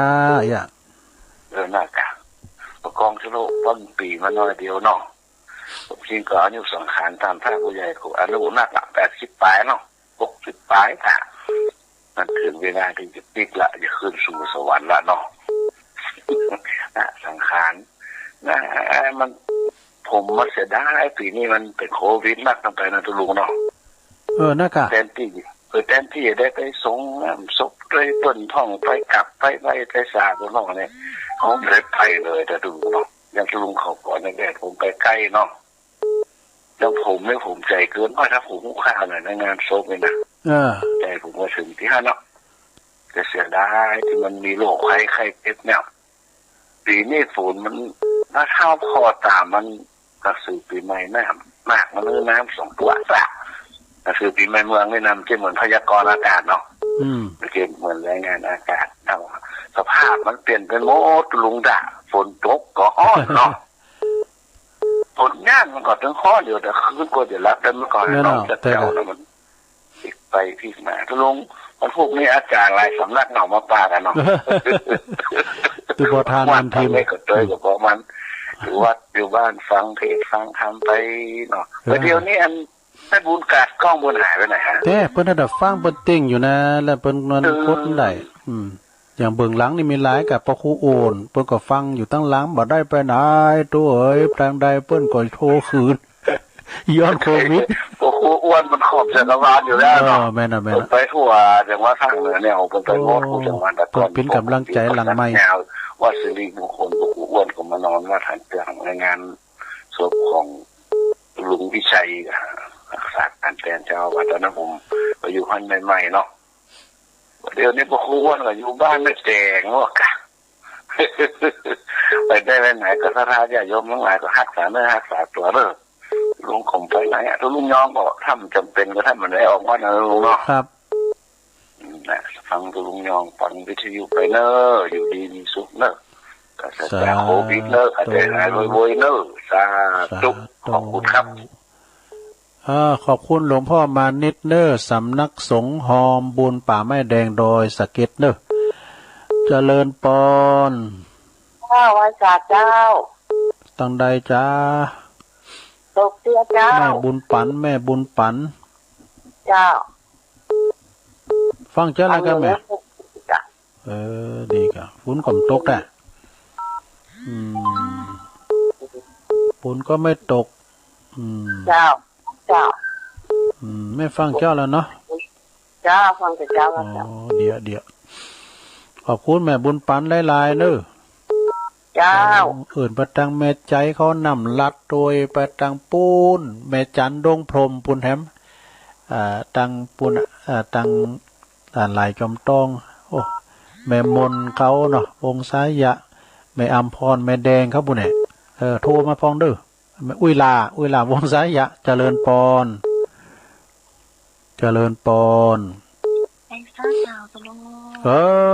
อันนี้ปีน้องปุ่นแม่เพ็ญปูนกลุ่มมัดหอมจากด้อยการหวยการกันเนาะหวยการเนี่ยแม่เพ็ญแม่สีกาโอ้กลุ่มมัดหอมนี่เป็นหนักเนอะเป็น50ปุ่นนะใส่แมสได้เนอะขี้คุณจะเข้าหูดังนะมันแรงเนี่ยได้ฟังตลงนะก่อนพวกเจ้าก็ฟังแถมเนาะพวกเจ้าก็มาอยู่มันแรงเนี่ยได้ฟังเนาะแม่เพ็ญยินดีแม่เพ็ญห้วยการกลุ่มมัดหอมบ่ได้โอ้เขามาใหม่เด้อสายเจ้าเขามาใหม่แม่เพ็ญเขากลุ่มห้วยการนี่เป็นฟังตลอดตอนเจ้าตอนแรงขอบคุณเด้อส่งกระแสเสียงไปทางชัยอิเล็กทรอนิกส์เลยชัยอิเล็กทรอนิกส์นะอันนี้นักซ่อมเป็นลูกศิษย์ตัวลุงเนาะเจริญปอนไหว้สาเจ้าตัวลุงแม่แดงเจ้าแม่แดงดอกตะล่อมไปหน่อยประกาศอยู่ก็วันเนี้ยเจ้าเดี๋ยวนี้เราออกมาอันนี้ไปหายครัวสักกระไดละก็มันก็จู้วัดวัดไก่กาดนี่มันดีหน่อยนะกินเจ้าพักกาดถึงวันก็ได้ อาจารย์พระครูกัลยาณปราโมทย์เป็นว่าโอ้เป็นเฮาเนี่ยนอนหลับนะมันสงบอยู่ใกล้กาดน่ะแม่กล้าเพิ่นอู่ดังอย่างบ่โดแม่กล้าปากมนปากงานแล้วก็เน้นก็เอาน้ำโปรดลงไปแล้วก็สาวขึ้นมาในบันไดลูกเพิ่นอู่วันนั้นไปที่โมนได้อู่เรื่องพิเพศก็โมนนะได้ขึ้นวันนั้นน่ะท่านพระครูสถิตเขาดึกตะเกียงน้ำมนต์เด้อเจ้ายินดีนะแม่แดงสาธุปลอดโลกปลอดภัยกูสิ่งกูอย่างนะเจ้าโอ้เดี๋ยวขอบคุณแม่แดงเนอะรัตนาดอกตะล่อมที่เป็นแม่กาลูกหลานกับใครไปไหนผมต้องไปอยู่เฮือนั่นเนาะเมื่อคืนเบิ้งก็จะไม่ลืมเนอะเกมน้ำมุนเนอะหลวงพ่อใหญ่ฮอจะสวาธิยายมนนะ0899555656เจริญปอนกราบนมัสการครับผมโอ้อาจารย์นิพนธ์แม่รอหลวงพ่อมานิดเกลบหน่อยเลยเข้ามาหลังเลยนะครับเนาะครับตื่นเช้าเป็นขุนตื่นลุนเป็นไพ่ แม้ช่างถูกใจลูกใหม่ครูบาวิกฤตช่วงนี้เห็นที่ต้องหาโอกาสนำพาฟังวาจากันได้ยินแต่เสียงสำเนียงสุขสันต์ครูบายองนันให้กำลังใจตอนเช้าโยมน้อยคอยโทรก่อนใครแม้เสียงใสๆมาไล่คำก่อนทั้งจ้อยร้อยข้าวโยมเอามาสอนฟังแล้วสังวรช่วยผ่อนคลายลงมาแจมอีกแล้วช่วยแซวช่วยชงแม่ครัวนงอยู่ตรงโรงวัวมาไล่ก่อนยาวสาวได้ทนทั่วแม้อยากเห็นตัวคุณโยมจังเลย80 กว่าแล้วแต่แจ๋วเฉยๆคงจะคุ้นเคยเผยความเป็นครูขอคารวะสาระทั้งคู่วันหน้ารออยู่คงได้เจอกันน้อกราบนมัสการครับถูก83 ปีแล้วนะอุ้ยนงเขาเนี่ย83 ปีแล้วนะปดโตมันสมองใสบะอ้ำใสเมื่อเนอะเจริญปอนอ้าวไว้สาเจ้าจะรู้โอ้แม่เอื้องไพรดงฤาษีมาแล้วโอ้ยม่วนงานแต่ก่อนม่วนไปกับเจ้าจะลงแต่นะครับแข่งกองหลวงกันนะแม่ก็ชอบไปกุฏิกุฏังเลยครับกรรมการนี่ต้องระวังเนาะนะครับอย่างว่าเราได้กี่กล่อมโต๊ะอยู่กลางพามนะผมแต่กันบุญๆอ่ะหมวกกันนอกมีนี่นอกแต่ก่อนแม่มีเป็นว่าตั้งนอกไปใส่เงินกันเนี่ยเนาะเขาก็ตัดสินไปตามน่ะถูกต้องแล้วนะอ้าวโมโหนี่เนาะได้ระวังเนาะเขาได้ดุยลายออกมาแต่กรรมการได้เลยกูอย่ามาหลับพอแต่โหแต่ยะเลยเป็นมันม้วนไงมันนี่แต่ก่อนนะเนาะอันเป็นแข่งเกี่ยวกองหลวงกับม้วนเนี่ยแม่ไปชอบไปกุฏิกุฏังเลยแต่กะโอ้ดงฤาษีก่อนดังนั่นก่อนน่ะสมัยอันปีนั้นอ่ะเนาะปีนั้นอารมณ์อ่ะโธ่เดือนนี้ก็ตุปีกอบเนาะตุปีออฟมันเดียวมามีแล้วของตลกโอ้วันนั้นไปหันปีนานจอนน่ะปีนานจอนกำแป้งทิพย์เนี่ยเปิ้นสัมผัสเรื่องกองอ่ะสมัยครูบาเขินแล้วลูกโอ้ปีนานจอนไปก่อนเราตั้งแต่สมัยครูบาเขินแล้วลูกเรื่องกองลงเนี่ยกะเดียวมามีแล้วตัวลงกองในบ้านที่วัดนี่ก็มามีแล้วกองสมัยแต่ก่อนที่ดังๆเนี่ยมันหายไปไหนของหูจากฟังอย่างนั้นจะตัวลงแม่เอื้องไพรจะไหว้สาเจ้าสาโตแม่เอื้องไพรนี่เปิ้นก็ฝ่ายใจนะฟังตลอดเปิ้นคายโคตยสวดธรรมจักรมันต้องดูหนังสือน่ะเนี่ยเจริญปอนไหว้สาเจ้าตัวลงแม่เพี้ยนว่าไปเลยแสงไฟสว่างตาแสงขาวสว่างใจสว่างตาและแสงไฟสว่างใจและแสงข้าวเจ้าชัดเจนแล้วทุกคนเด้อขอบคุณหลายๆเนอะหยัดแล้วเรียบร้อยแล้วเจ้านี่เป็นอันสะพานบุญตุลุงเด้อแล้วก็หลายๆตุนตัวไม่ว่าแต่เป็นปากูวรธรรมมานาฏก็ดีนะหลายๆตุนที่เปิ้นเป็นสะพานบุญขอบคุณแม่เพ็ญด้วยเนอะขอบคุณพระอาจารย์เน้นหลักโดยเจริญปอนกับพระสาเจ้าโอ้อันนี้ก็แม่บุญเพ็ญเจ้าแม่บุญพินเจ้าตันได้ฟังเพลงตุลุงเปิดเพลงเต็มในปีหนึ่งปลายน่ากะโอ้ฟังเปิดเจ้าได้กะแล้วได้ไว้ผ่าถึงตุลุงแล้วเนอะตอนนี้กระเพาะคนไข้ลงมาแล้วนะมาเป็นเกลือตุลุงนะมาเป็นบางครั้งมาแทนเขาเจ้าเป็นกำลังใจตุลุงเนอะฟังอยู่นะเจ้าสาธุแม่บุญพินก็เหมือนกันเนอะเป็นสะพานบุญเหมือนกันนะปดโตเปิ้นดูแลคุณไข่โรงพยาบาลลานนานะเนี่ยเจริญปอนทั้งซ้ายสุดท้ายสาธุสวัสดีแม่อยู่ไหนแม่หัวจันทร์บ้านหลวงตำบลนาควาอำเภอเมท่าจังหวัดลำปางเจ้าโอ้แม่บัวจันทร์นี่เจ้าอีแม่ทีโพที่ข้างที่2อันนี้จะเจ้าอยู่อำเภอเมืองลำปางเจ้าดีอำเภอเมทะเจ้าเมทะเนาะเจ้าดีกะเข้าใจดีส่งอกส่งใจได้อูกับท่านพ่อครูทุกตนทุกองค์แม่ฟังทั้งวันไม่ตื่นไม่ตีพูดเจ้าทั้งขอประตันเขาเจ้าก็ฟังไปอันนั้นแม่เนาะ เจ้าอีแม่ก็เอาธรรมะนะมาเป็นตีเพิ่งตีตั้งใจถึงวันเนี่ยแต่ก็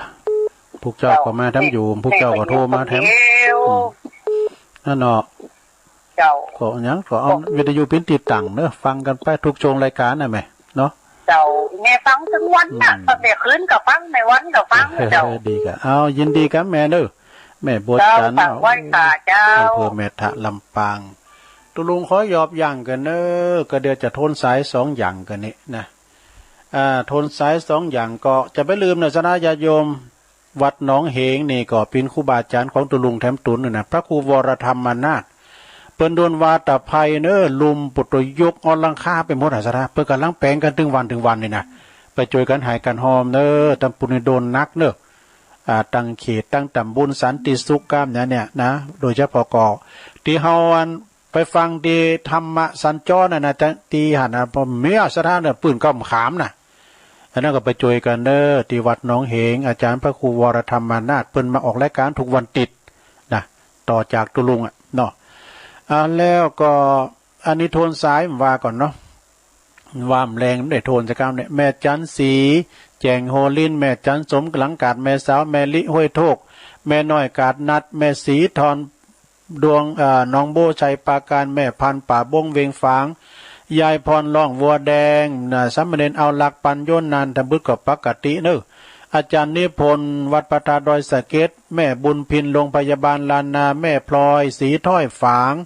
หน้าคำในนี่หน้าเฮานะอยู่ปุ้นอยู่ห่างต่ำแม่อายปุ้นนะแล้วก็หลวงพ่อมณิษฐาวโรแม่ปราณีมณีจรมอแม่เมาแม่การธนีมอนจอมผอเนอะดงไหลนาปนานปูคานี่ปนานปูคาเนอปคนแม่จันติบเกตกาลามแล้วก็กลุ่มมัดหอมหอยการว่ามี18สายว่ามันได้อันโทนสายเหมือนโทนสายทำกรรมหนึ่งอันนี้วันนี้เนอะสายที่1ยายน้อยกาดนัดสายที่2แม่ต่อยอัมไพเนอพี่น้องตังพระบาทตักผ้าแล้วก็3แม่หลวงโอนกิติลังกาสันขวางดอยหล่อสายที่4ก็แม่สีทอนหนองบัวชัยปาการเดี๋ยวนี้เปิ้นมาเฝ้าแม่อยู่แม่ของนี่กะสายที่5แม่คำพี่น้องไตฟางเนื้อแม่สุงคาสายที่6แม่จันติบเกตกาลามสายที่7ก็แม่น้อยปอน้อยบุญปันมโนครเนื้อเจริญบอนปอน้อยเนื้อเสาหินฟางเนื้อสายที่8แม่สุแก้วศรีลาพรสายที่9แม่จันเลื่อนสายเวงตาการนะอันนี้กองสะเบงกองทัพเดินด้วยท้องสายที่10แม่พิมพ์จากป่าแดดในเมืองเนื้อสายที่11แม่นี่ต้องฝ่ายแม่สายพินเนื้อต้องฝ่ายด้วยแดนขอบคุณเนอะสายที่12แม่บัวคลี่ห่วงเป้าหมู่11เนอะปอนนัดก็ฟังนะหมู่4นะปอนนัดโทมแต้นเนี่ยปิ้นอ่ายของแม่บัวคีเนอะผู้โทรบ้านเนี่ยปอนนัดเนอะสายที่13หลวงพ่อมานิษฐาวโรสำนักสงฆ์หอมบุญสายที่14แม่บุญปันศพเตี้ยนะสายที่15แม่เพนหวยการกลุ่มมัดหอมเนอะกลุ่มเขาเปิ้นมีเป็น30ปุ๊บเปิ้นฟังถึงวันกูเจ้ากูแรงได้บึ้ดเปิ้นจะฟังเด่นหลักแถมสายที่16ก็แม่แดงดอกตาล่อมรัตนาเนอะแม่กาสายที่17อาจารย์นิพนธ์วัดพระธาตุดอยสะเก็ดเปิ้นมาหลายก่อนนะสายที่18แม่เอื้องไพรชัยยองจากดงฤาษีบ้านหงสายที่19ก็แม่เพนขาวเตี้ยจากตาจ้างเวงน้องหล่องสายที่20แม่บุญพินโรงพยาบาลลานาในตัวเมืองเชียงใหม่สายสุดท้ายแม่บัวจันเนอจากอำเภอแม่ทะจังหวัดลำปางดูโอ้มีหลวงมีหลายก็ขอบคุณกูเสงกูสายเนอไพโทมต้อมเต้นบัดติดอย่าได้ก็ดีแรงบึดก็โทรมาแถมพวกเจ้าก็โทรมาแถมพวกจะเปิดสายหลายๆนี่เนาะ แล้วก็จะไปได้ลืมเนอฟังหลวงพ่อใหญ่เฮาเปิ้นจะได้ลายมน